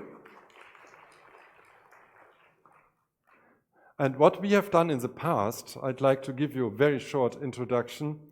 That is starting with offering and facilitating open access for all to scientific open education resources. We started also with the very first harvesting platform with the Food and Agriculture Organization from the United Nations. And after 3 years, I was very surprised. We simply harvested the leading 17 repositories worldwide, and we came up with 17 million of open education resources only in the fields of agriculture. That means there's so much outside in the world. Just have a look and you can find a lot. And we are also doing a lot in relation to inclusive learning for all. We had one of the pilot projects here, Osmosi. We have also a focus on learning how to learn as one of the key horizontal competences. And we believe that we have to strengthen new innovative pedagogy. Actually, they are not new. Problem-based learning is very, very old. But we have to facilitate that in our schools and in our universities. We will have much more flipped classrooms, much more flipped pedagogies in the future than in the past. And for that reason, we have developed that we are calling Oh Dear. Oh Dear. Oh Dear stands for the teachers, design, experiment, analyze, and rethink. But also for the pupils, discover, explore, apply, and reflect. And we believe that this cycle, that has to be an iterative cycle, in agile learning, rapid learning, it has to be repeated many, many times, and you have always to go back to the beginning to find out whether you can still improve it and to have a better quality in the next one. And let me remind you on the Open Ed framework for the quality of open education, and then you can also combine that with the ideal framework for the introduction of that open education, with the ODIHR framework related to introducing flipped classrooms and flipped pedagogies, and you can also measure how that is achieving impact. Okay, and as I said, my personal interest is in school education. Open school education is most important for me. We have had open discovery space involving more than 2,500 schools. We have trained more than 40,000 teachers and provided more than 800,000 OERs. We have had inspiring science education for the STEM, science, technology, engineering and mathematics education in schools. And we have now open STEM learning as a follow-up on pedagogical models for new science focus. And this is how it can look like. This is a school. You don't see any classroom anymore. There are no teachers anymore. This is the new way how school education can be organized. And we are very proud that we are collaborating and doing common research with such leading schools. This is an example from the Netherlands, but you can find much more schools in other regions. How can you contribute? Simply publish and share your content, reuse existing content and connect to your colleagues. Always use an open license. We have the iCore community. Please have a look and join our community. We have established several workshops for all, together with Open Education Consortium, Creative Commons and UNESCO, IITE. You can also become of course, PhD students in our university, and we have also a workshop titled Moocs with Moodle that will happen at the OE Global 2019 in Milano soon. And finally, I'd like to invite you to the Link conference, and this is something from the last years. I cannot show you everything, but I'd like maybe to give you a very short video, about 30 seconds, for the last teaser, if you don't mind. And this is your kind invitation to join us this year in November. We believe school education is making the biggest impact for our future citizens.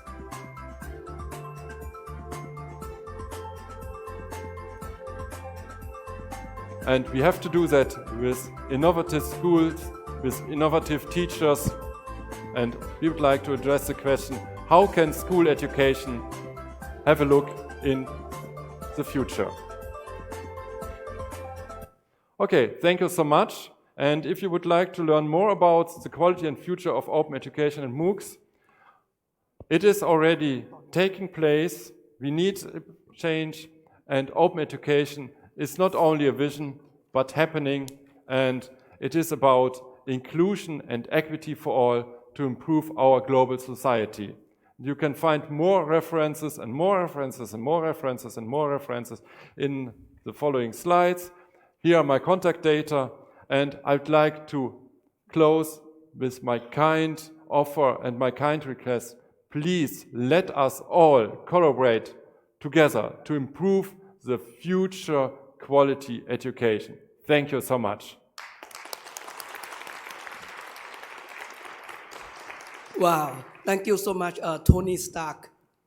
No.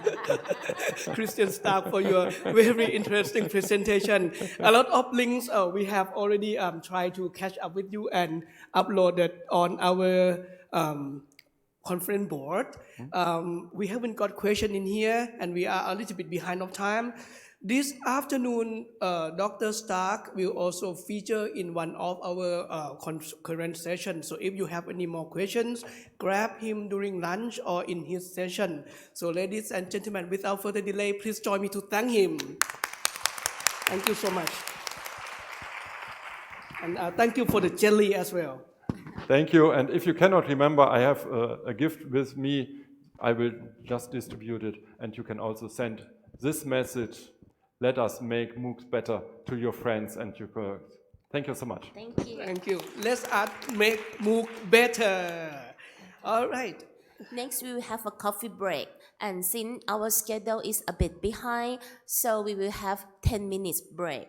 So we will come back at 10:58, and you can bring your coffee break and have it in this conference room. We already get allowance from the organizer. So please enjoy the break and see you at 10:58. Thank you.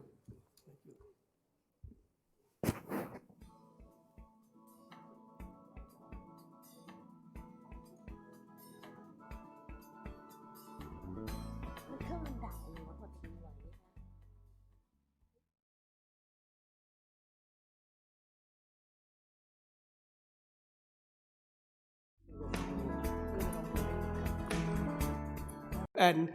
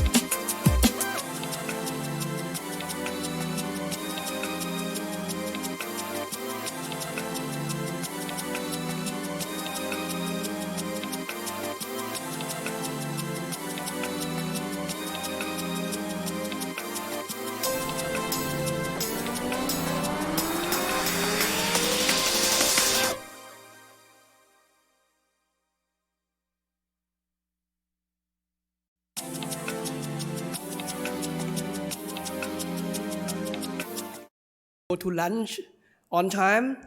While you coming back, let me make some housekeeping announcement. First, of course, you are here, you will be rewarded by having a certificate issued in your name. So this afternoon, we will explain to you how do you get your own certificate. This time it will be online certificate, one of a kind, only one in the world for you. Second, some of our participants asked if all the slides will be available for download. So let me tell you, all our sessions here in this event, we have recorded in a video format, and the video clip will be available for you to view later on Thailand Cyber University website in a few weeks. So do all the slides if the speaker give us the permission. So once again, all of the video recordings will be available on TCU website in a few weeks, including slides.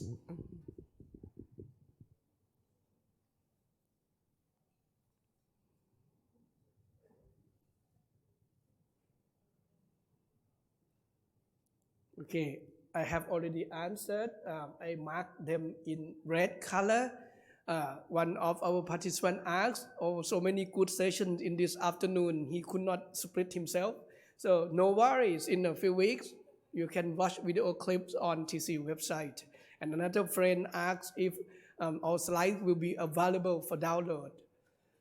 Like Dr. Christian Stark said, he has already declared his slide as CCBY, NCSA? Just CCBY?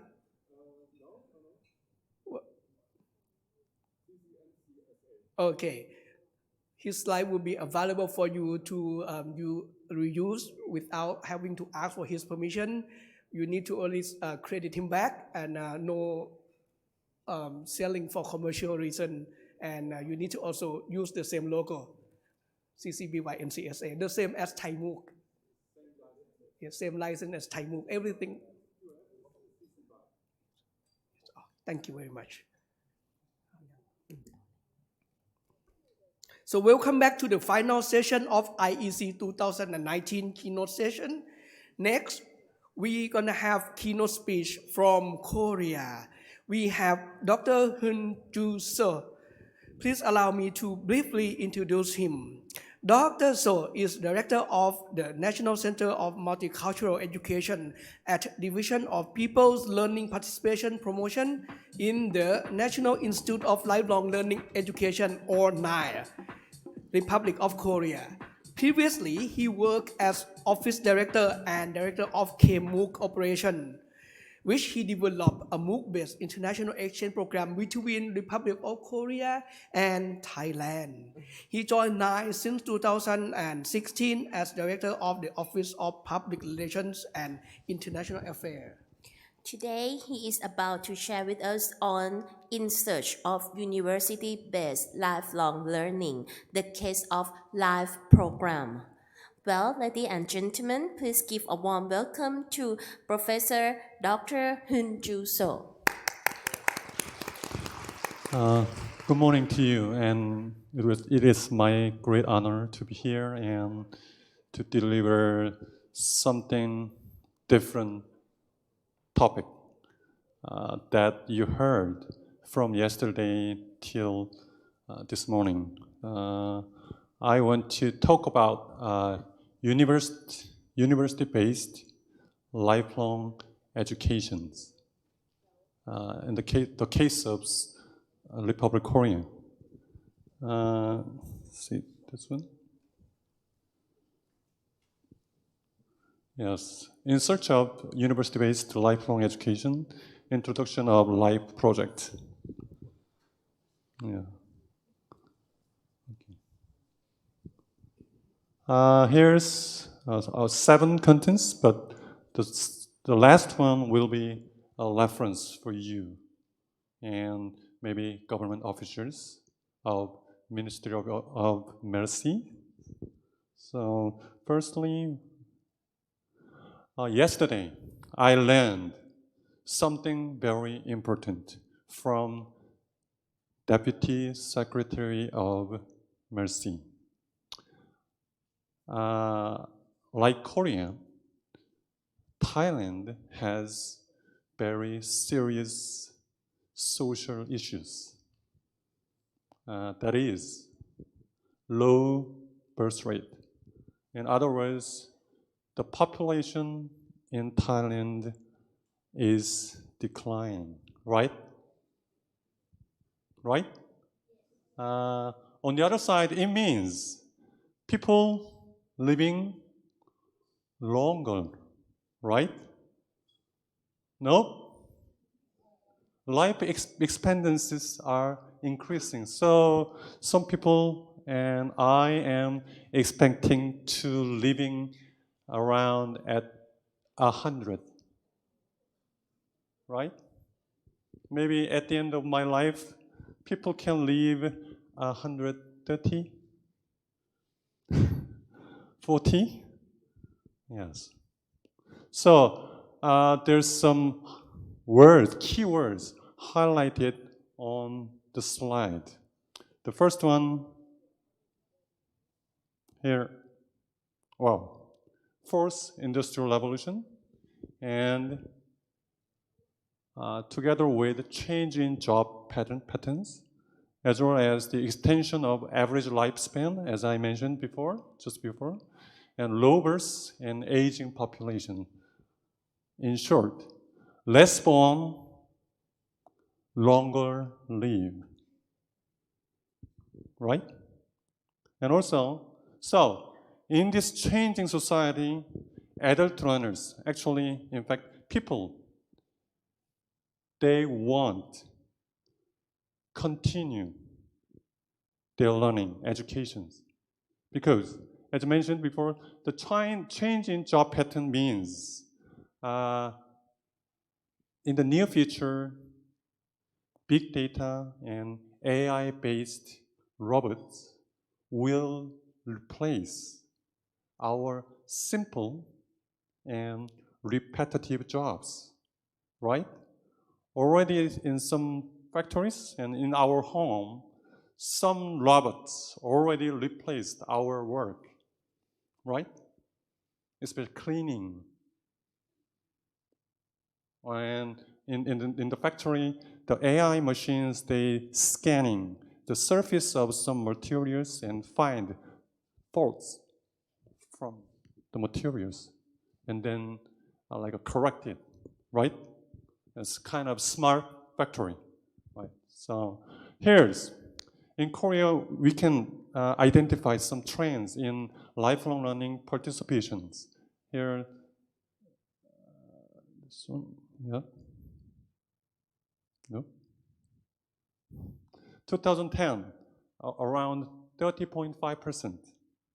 And 2018, 42.8% of people, they participate in the kind of lifelong educations. And then below them, I showed the changes in working and elderly population in the Republic of Korea. So here, you can see the children, the ages 0 to 14, continuously decreasing.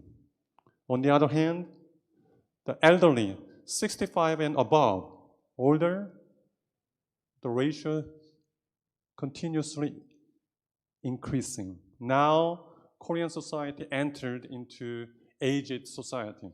How about Thailand? Same. The ratio is higher. The rate is higher than Republic of Korea. So, in order to cope with these challenges, what can we do? So what is the essential message of these issues? I think that is one answer is lifelong education or lifelong learning. So who will provide the service of lifelong learning or lifelong educations? Who has the capacity and who has the kind of infrastructure for providing lifelong learning for all? Who? Government? Vocational educational institutions? Private? In private sector? Who can provide especially quality lifelong education for all? How many of you are teachers or professors in private and public universities and colleges? How many of you? Raise your hands, please. Yes, around 50? Yes. According to this picture, you might lose your job in the future. Because, why? Why you might lose your jobs in the future?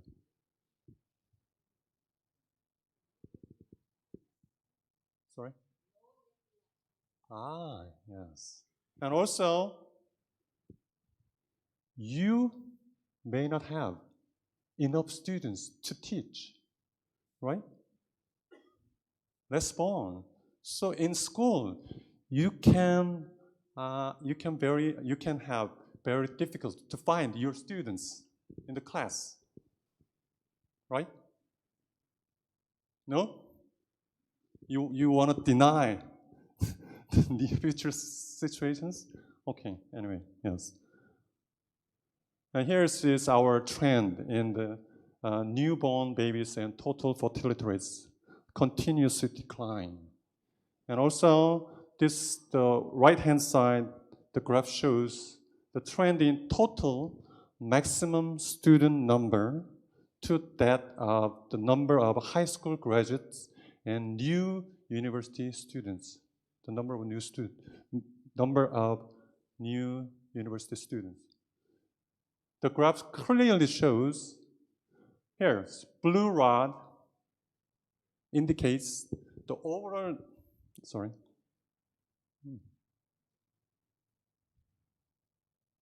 Yes. The overall number of maximum student numbers. So like 2008, around 667,000 students. It's kind of quota for university students, new university students. But here, 2017, the number declining, so 600,000. And if you look at here, the black dot lines means in the year, for example, this year, the students who enters the university, the number of students who enters the universities. So here, around how much? How many? Can you see it? Around over 400,000. So look at the total number of student number, the maximum student number total, and then look at the black dot line numbers. So there's a gap. So anyone can go to college or universities. Yes? Put differently, university or college, they have to find their students. So it challenges the university and college, right? Yes. And here, in Republic of Korea, the awareness of needs for higher lifelong education, especially higher lifelong education, is quite high. Around over 77% of people, they agreed. The Republic of Korea, we need higher lifelong education. Higher means higher education institutions, they provide the lifelong education service for all, especially adult learners. So, like this. And then we ask the South Korean, the Republic Korean peoples, are you going to participate in higher lifelong education? And they say, most of them say, yes. Yes, so over 75%, they say, yes, we are going to engage. We are going to apply for lifelong educations provided by higher education institutions. Why? Why? Why most people in Korea, adult, they answered, they agreed. They will participate in higher lifelong education. The answer is university or college, in other words, higher education institutions has the capacity and infrastructure to provide quality lifelong education. So, here's 2008, the Ministry of Education in Republic of Korea, they already recognize some challenges caused by low birth rate and aging populations. So they start university-based or university-centered lifelong education support project. They start already 10 years ago. And then, since then, they changed their names. And finally, here, 2017, we have two projects. One is project for supporting lifelong education college. This project focused on college. And the other one is project for lifelong learning focused university. So at the time, around 2017, we have two projects. So I think the government authorities, especially Finance Planning Ministry, they pointed out, oh, these two projects maybe they think overlapped. So the Ministry of Education, they integrate these two projects into here, project for supporting universities' lifelong education systems, SCHLES. Yes. So 2017, a total of 15 universities selected, 10 college-level models, and two school-level models, and 3 department-level models. And also, there are 52 departments newly established. In 2018, a total of 21 universities selected, and a total of 68 new departments were opened. And around 2,707 students were enrolled in those universities. So, since 2008, the university-based lifelong education project achieved something in terms of 2 points: securing various business operating models that have the formal degree programs exclusively for adult learners. Again, degree programs exclusively for adult learners.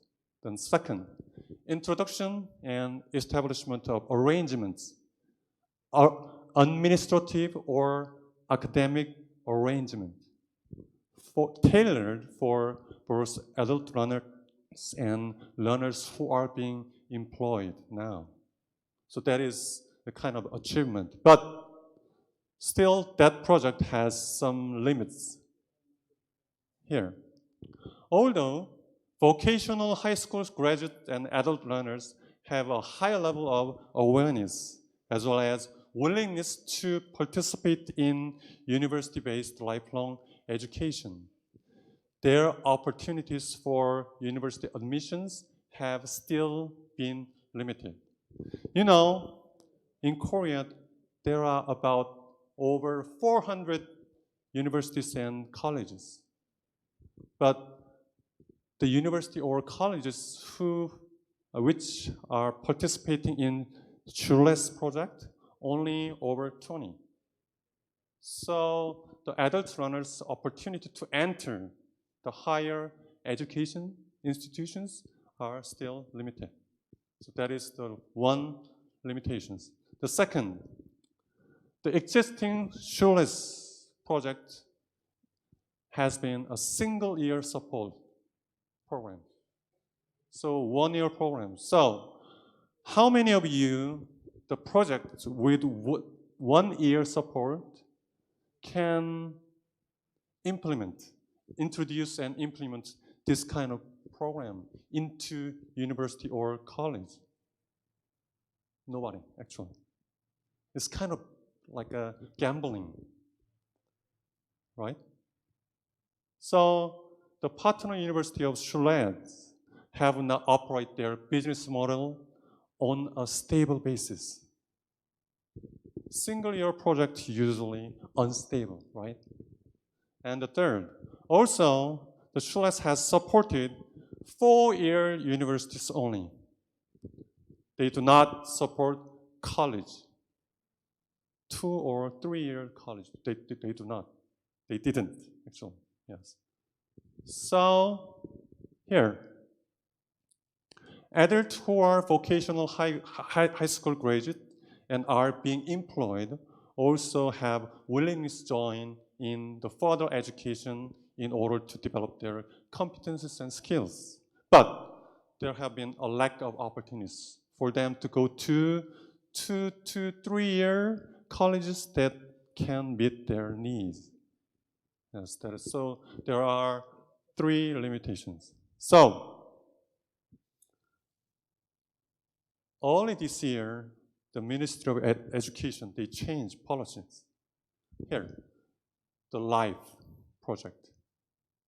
Originally, the name is University Lifelong Education Support Project. But when I was in charge of this project, we made brand the lifelong education at universities for the future of education.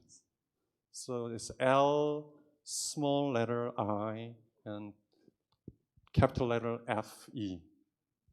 So it's kind of like a imply lifelong education for lifelong, something like that.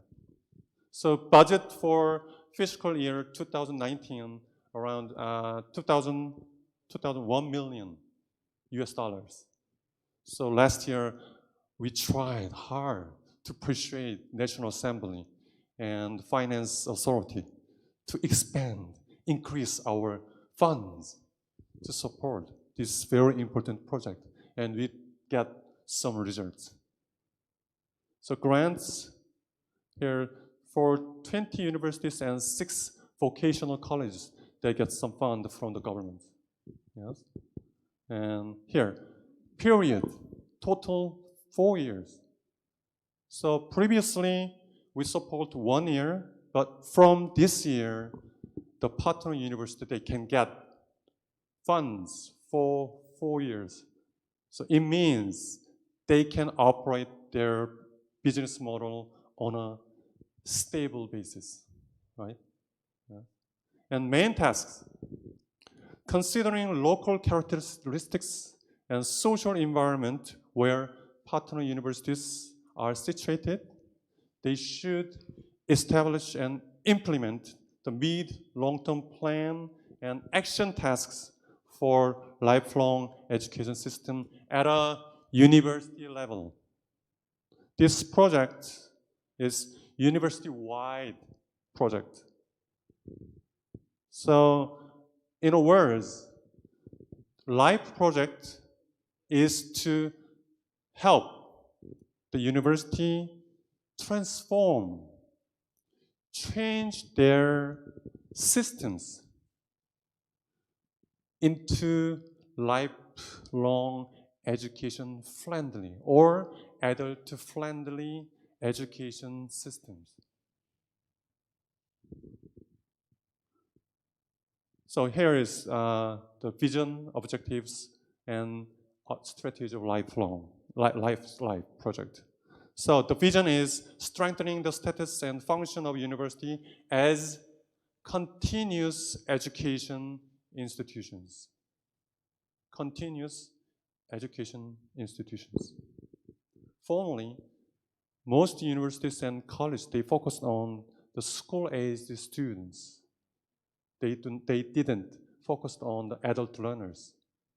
So we asked them to change their target learners from school-aged students to adult learners. So it's kind of a seismic change for university or college. So it is very difficult task for university or colleges. And objective is enhancing opportunity of adult learners engaging in and making use of community-based, university-led lifelong education through establishment and expansion of formal degree programs plus non-degree programs for adult learners only, regardless of their employment status. So there are 3 strategies. So the first one is introducing adult-friendly academic and administrative systems on a university level. And second, encouraging partner university to establish mid- and long-term program planning and implementation.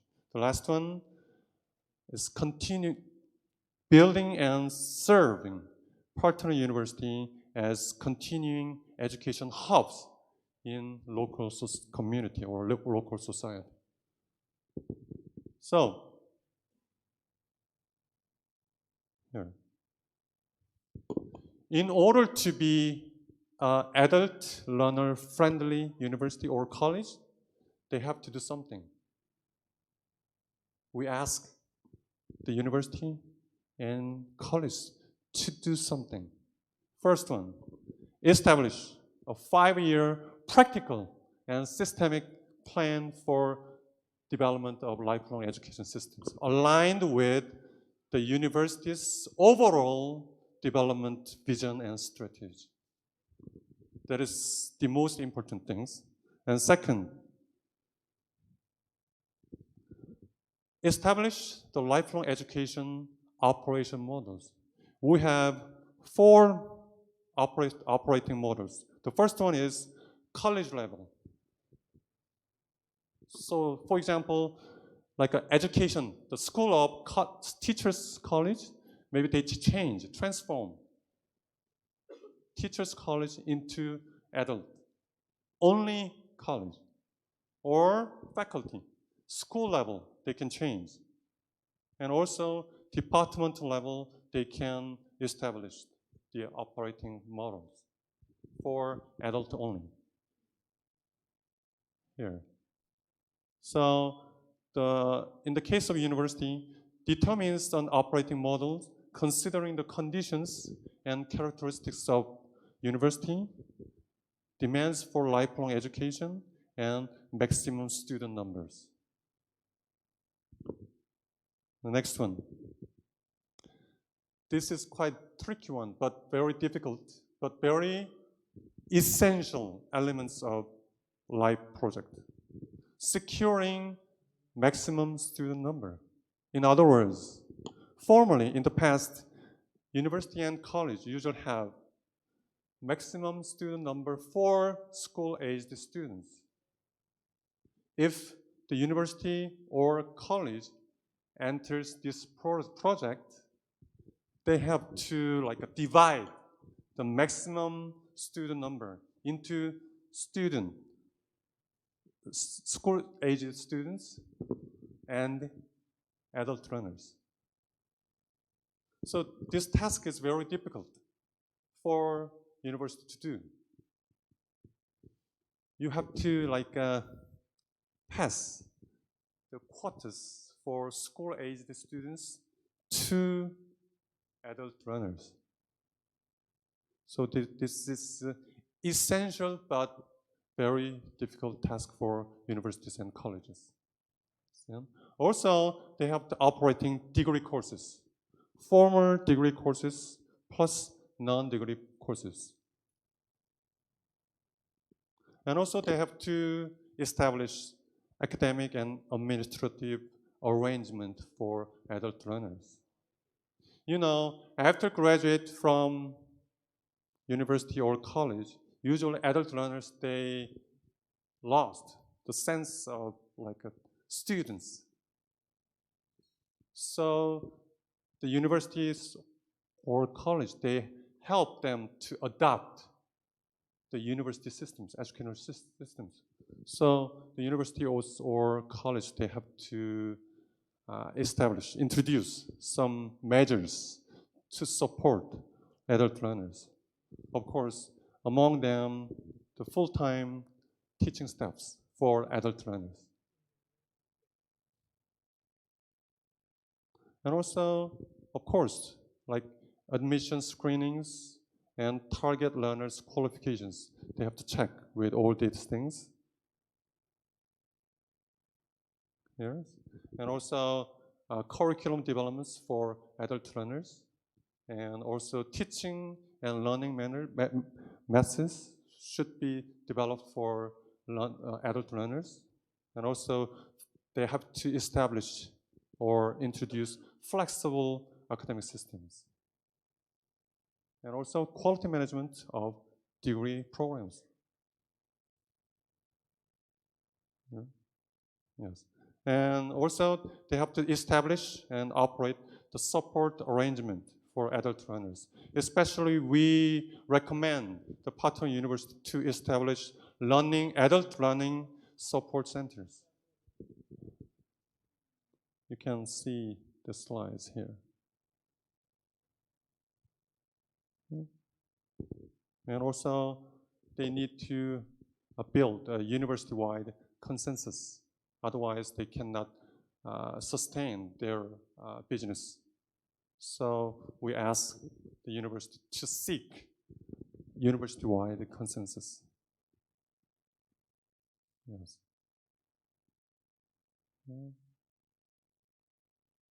Yes.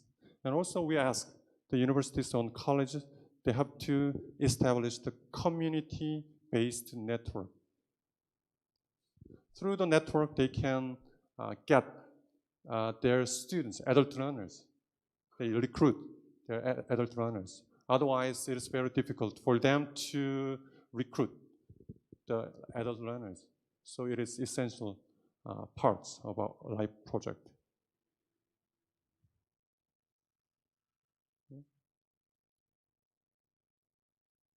This is a summary of core requirements. So the first one, maximum student number, teaching and they have to recruit teaching and administrative staffs, and academic administrative arrangement should be established. And also they secure some sustainability for this project. And also they have to choose and establish operating models. And also there should be a kind of innovation in curriculum development. And also they build some learning environment for adult learners. And finally, they have to innovate teaching and learning models. So this is a summary of core requirements of life project. And here, the last one is we select the universities or colleges by public biddings. So this is assessment areas and indicators. So this is just for reference. Yes, that's it.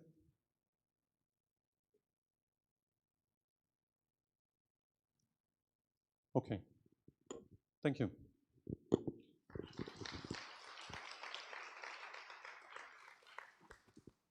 Thank you so much, my dear Oppa.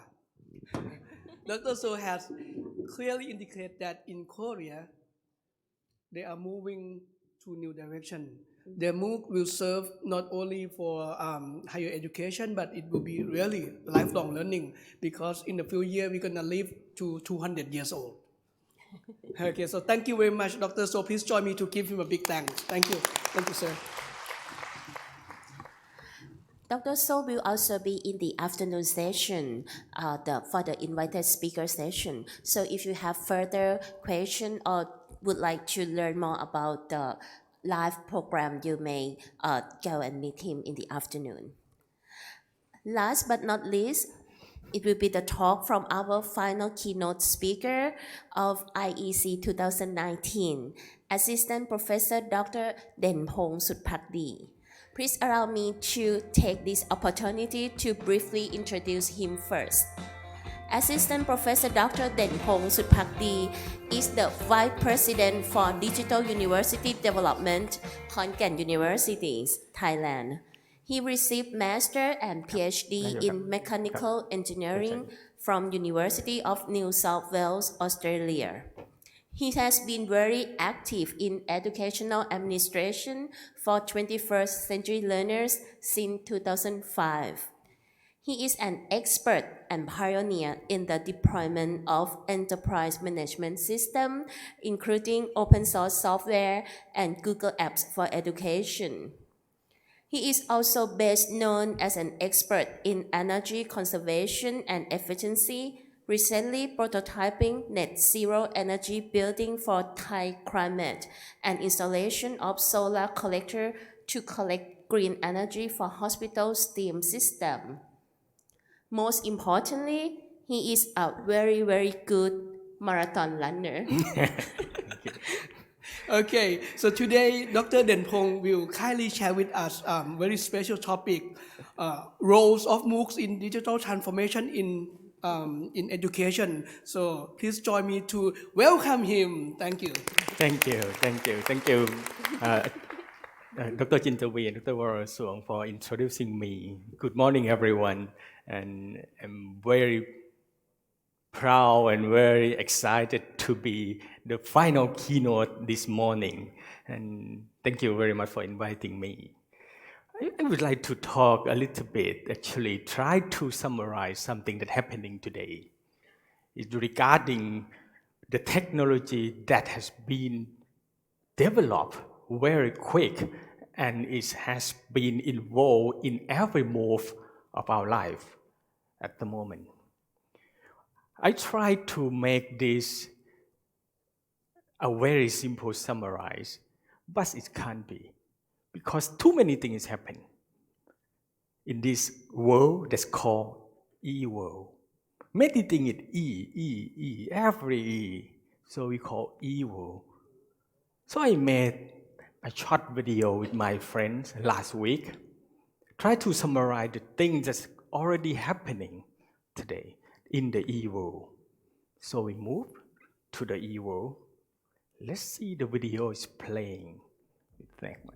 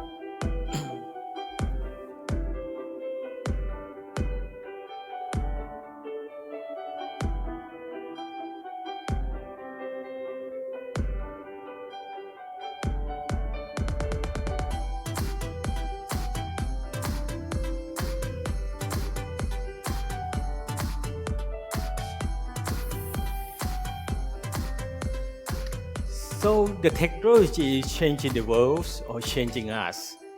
I think it's changing both. It's also changing our life quite a lot.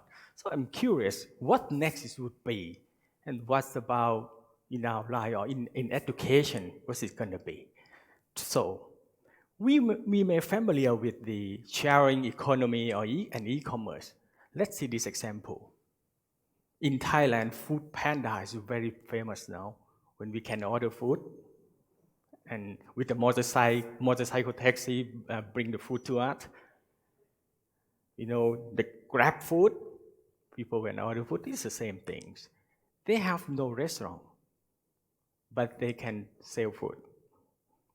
Grab car, Uber, we commute with this kind of things. They have no car for hire. Airbnb and Agoda, we book the hotel through them, but they have no hotel. What about education? Will we follow this kind of step of having mediator to work for us, not the university? Or maybe our university will be the mediator in the online world, in the e-world. That's very challenging, actually. Let's see this. When parents try to educate their kid to learn English, but most of the teachers who have a mother tongue in English, teach English, they are in the West. But in China, Landy English is an entrepreneur, a new entrepreneur.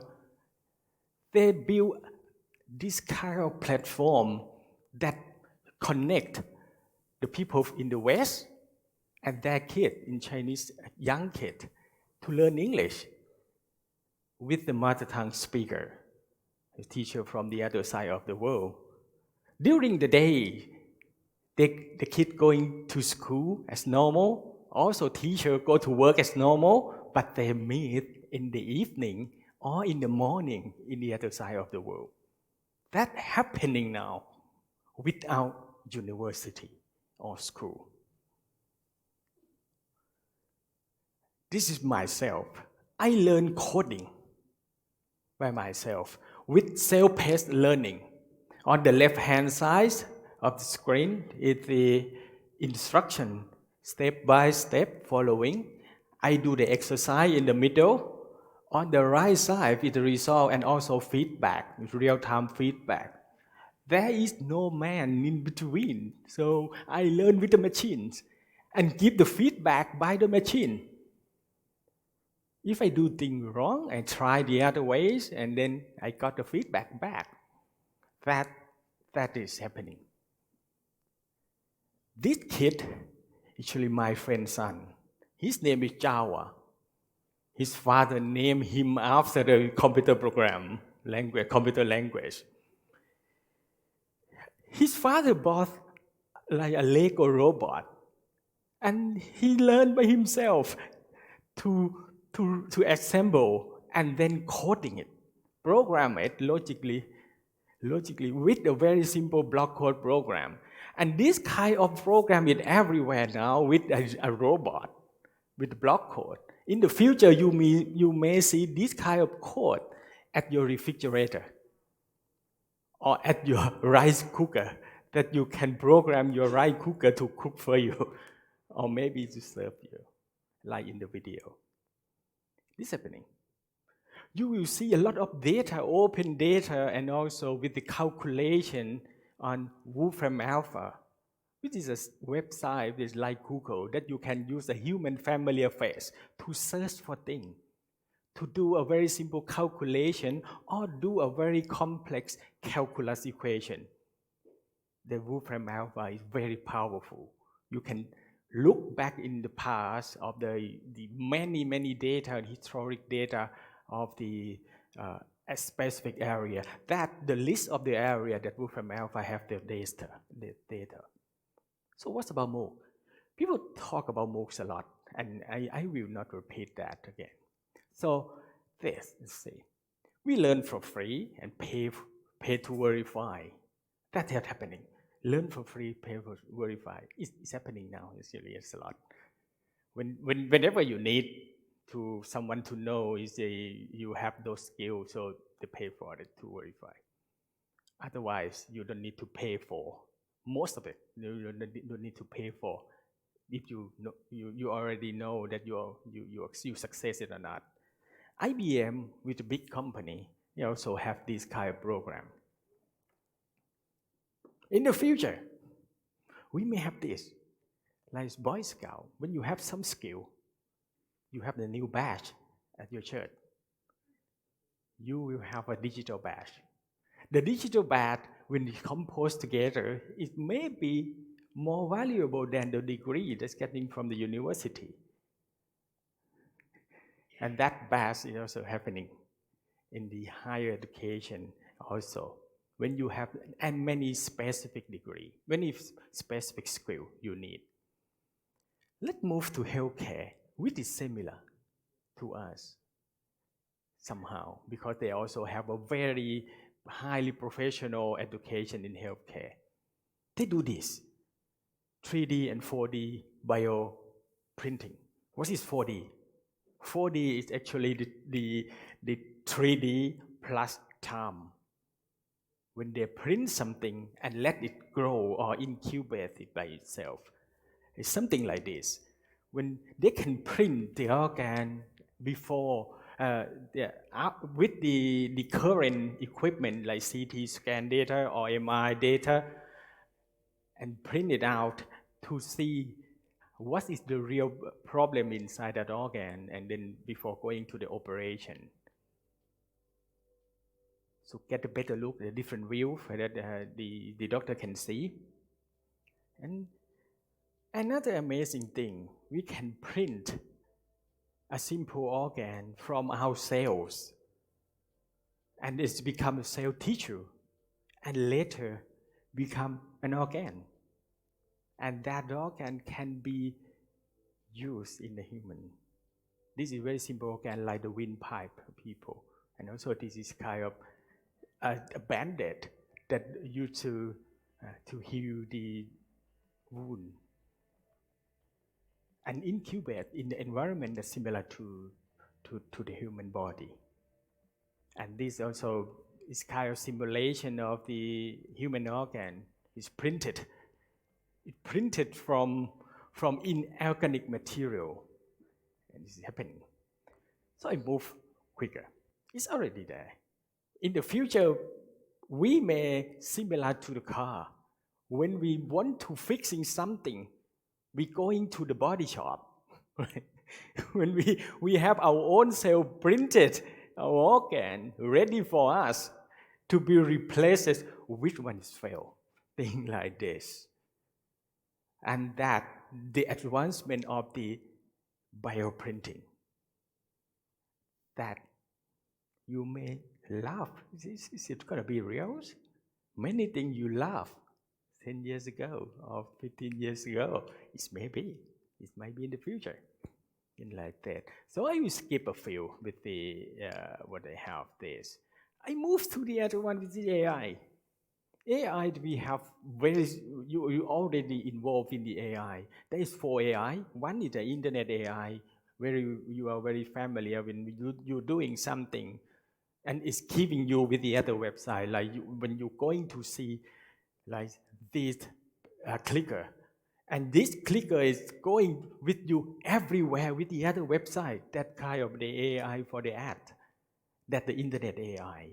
The business AI is one example. Is in the fintechs when they use their customer or they use their corporate data to analyze things and then giving to make a new product or services, the better one. The perception AI. This is very interesting.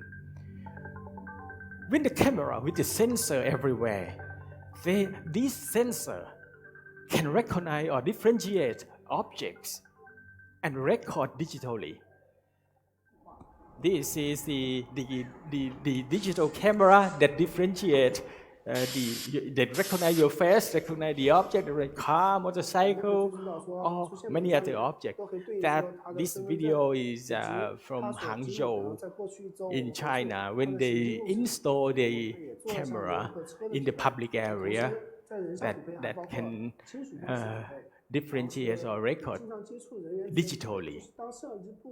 So this is a privacy concern actually, but it's happening in China. So the last one is autonomous AI. We try to make things happen autonomously by itself. So like the robot or autonomous car, autonomous industrial robot, things like this, it happening. And it may replace many professionals in the future. That is a chance. The lower one is the less chance of being replaced by AI or AI-driven equipment. So the telemaker thing like this, it will be replaced very easily in the future. But it makes more job. I will show you this music that's been composed by AI. It's purely composed by the AI by using part of the note of the music from different songs and come to recompose to be a new one to get the song that AI think people may like it. I'm not sure you like it. You like this song? For me, it's feel relaxed about this song. This kind of song it purely. So in the future, you may not recognize with one is by human composed or AI composed song. This is another example of AI. Mixed reality, that's another arena. And I'm glad that this afternoon in room 212, Professor Asina Jamaluddin will talk about it with the AR. Please go to see. But for now, let's see this kind of mixed reality that is happening. When we have a mediator between contents and the environment with this kind of glasses. It's made by Microsoft. The Microsoft, they have session this in the afternoon too. It's called the HoloLens. When maybe in the future, teacher may use HoloLens to teach their kid, but this already in the healthcare industry already. When doctor teach their patient or educate their patient before do a very complex operation, or we can use this to teach the medical student to learn the body part in different way, different angle. In engineer, we can teach our student to see things in the real environment, overlay over the real objects.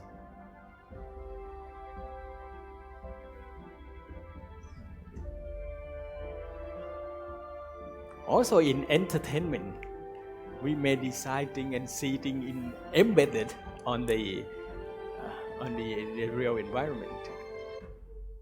The HoloLens 2. So they have one. So it's already 2. It's powerful already. So it has been used in many industries. That in healthcare, when doctors use the HoloLens with mixed reality, with this kind of augmented reality, to educate the patient before do operation, things like that. In the past, we used 2D, but now we do things like this, with 3D embedded on overlay on the human body. And there are many areas with this object. There's the project called VSI, which is Virtual Surgery Intelligence. They use this in many areas of in medical fields, that's including dental. They do the pre-operative. When doctors, I skip this because I have no time. And also during the operation. Every operation presents a challenge for the surgeon. I show you this. After all, they bear the responsibility for the successful outcome of the procedure. As such, proper visual preparation is essential. Technical aids have long been indispensable in ensuring ultimate precision and reducing risks during an operation. Die Anatomie im Kopf-Hals-Bereich des Menschen ist hochkomplex. Bislang verwendete Instrumente oder Hilfsmittel wie Mikroskop oder Lupenbrille erfuhren Grenzen der Präzision. Dies konnte zu intraoperativen Fehleinschätzungen und damit verbundenen Komplikationen führen.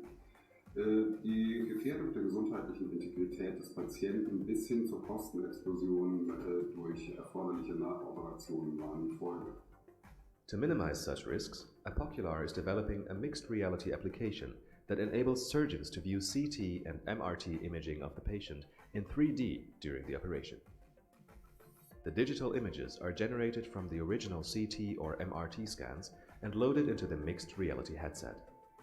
A comprehensive representation then appears, complete with all the anatomical structures.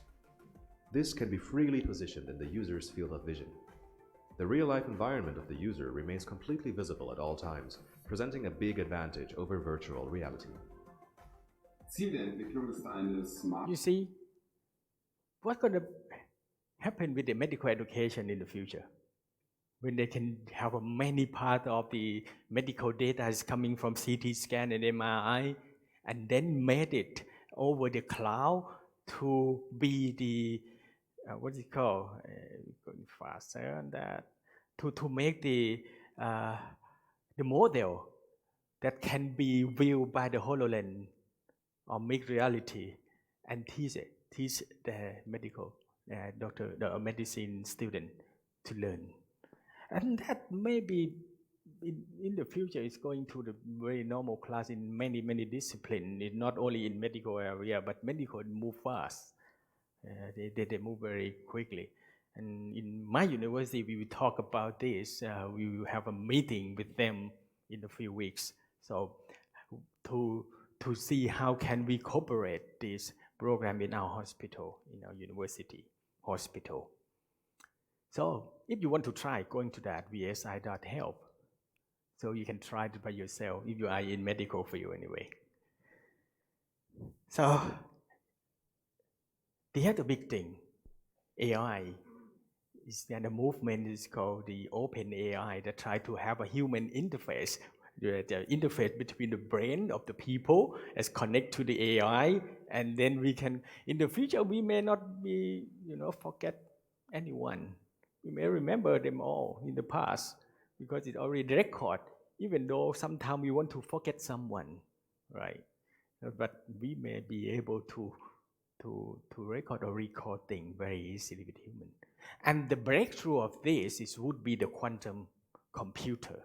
Quantum computer will change another breakthrough of the humanity when we have the quantum computer, which is 100 million times, that's what Google say, 100 million times faster than the current PC.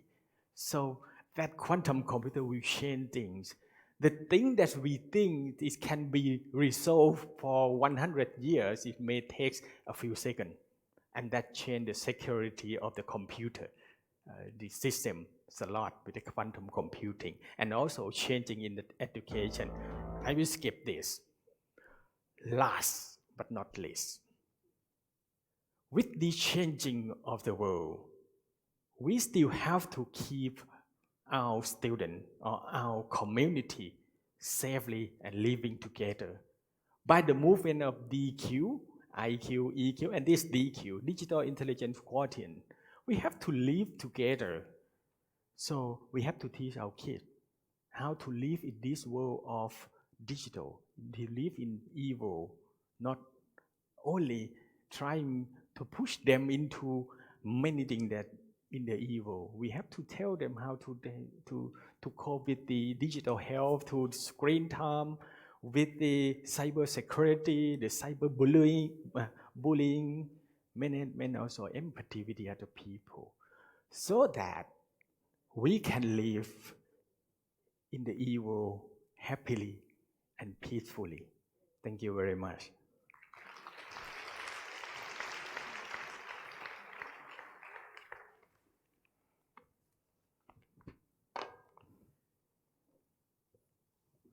Okay, I'm just stunned by so many interesting video clips. However, thank you so much, Professor Denpong. It has been a big inspiration.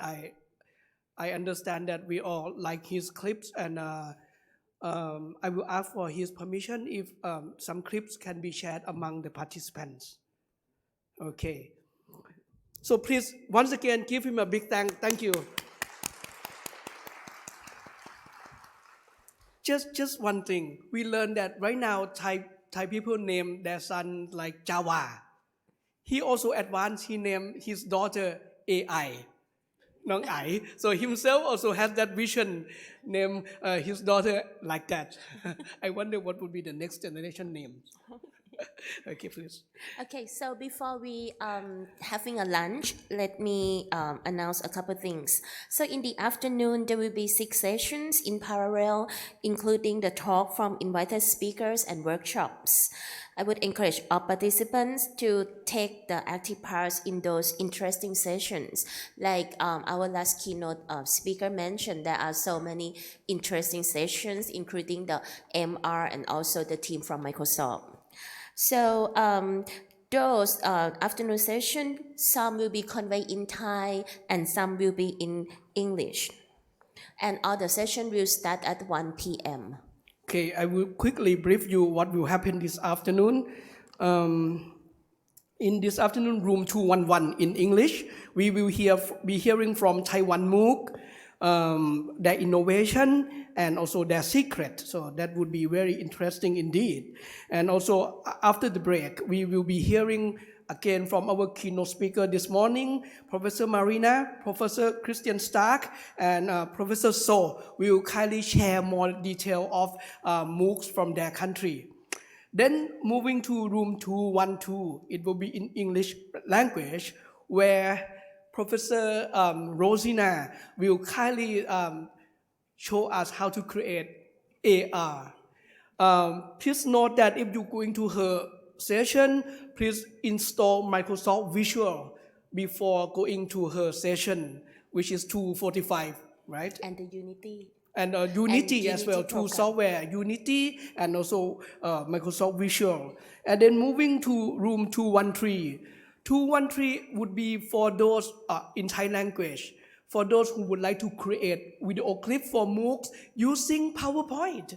We're going to have Dr. Support from Microsoft to show you how to use just PowerPoint, but to create powerful video clip. Next, room 214, also in Thai language, we're going to be hearing from Office of the Civil Service Commission. ถ้าใครอยากจะรู้ว่าสำนักงานกพ.จะใช้มูคพัฒนาข้าราชการไทยยังไงห้อง214ภาษาไทยต้องไปเลยนะครับหลังจากนั้นจะได้ยินได้ฟังข้อมูลชัดๆเลยว่าเราใช้ไทยมุกพัฒนาหลักสูตรทั้งหลักสูตรร่วมกับเกาหลีกับญี่ปุ่นยังไงเราจะมีทีมจากแม่ฟ้าหลวงมาแชร์ซีเครตเลยนะครับต่อไปครับห้อง215ครับห้อง215ก็จะเป็นห้องที่อาจารย์ประวินยาอาจารย์วินิรักษ์กับผมนำเสนอเรื่องการสร้างวิชามุกในไทยมุกต่อไปนะครับต่อจากเมื่อวานนะครับหลังจากนั้นห้อง217จะเป็นภาษาไทยครับ Microsoft อีกทีมหนึ่งจะมาพูดเรื่องใช้ Minecraft สำหรับการศึกษานะครับอันนี้สนุกมากดังนั้นตอนบ่ายนี้มีหลายห้องให้เลือกเลยแล้วก็อีกเรื่องหนึ่งครับเรื่อง Certificate ขออนุญาตกลับเป็นภาษาอังกฤษนะครับ Ladies and gentlemen, for all of you who come here for 2 days, we're gonna give you a certificate of participation. This year we make it an online certificate.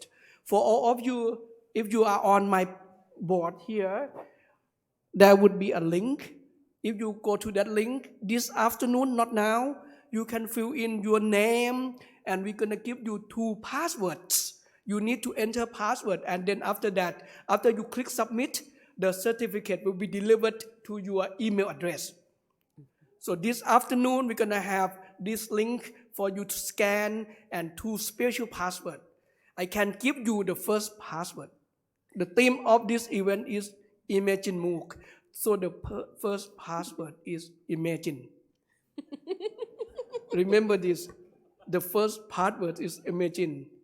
And then the second password will be revealed this afternoon. Thank you.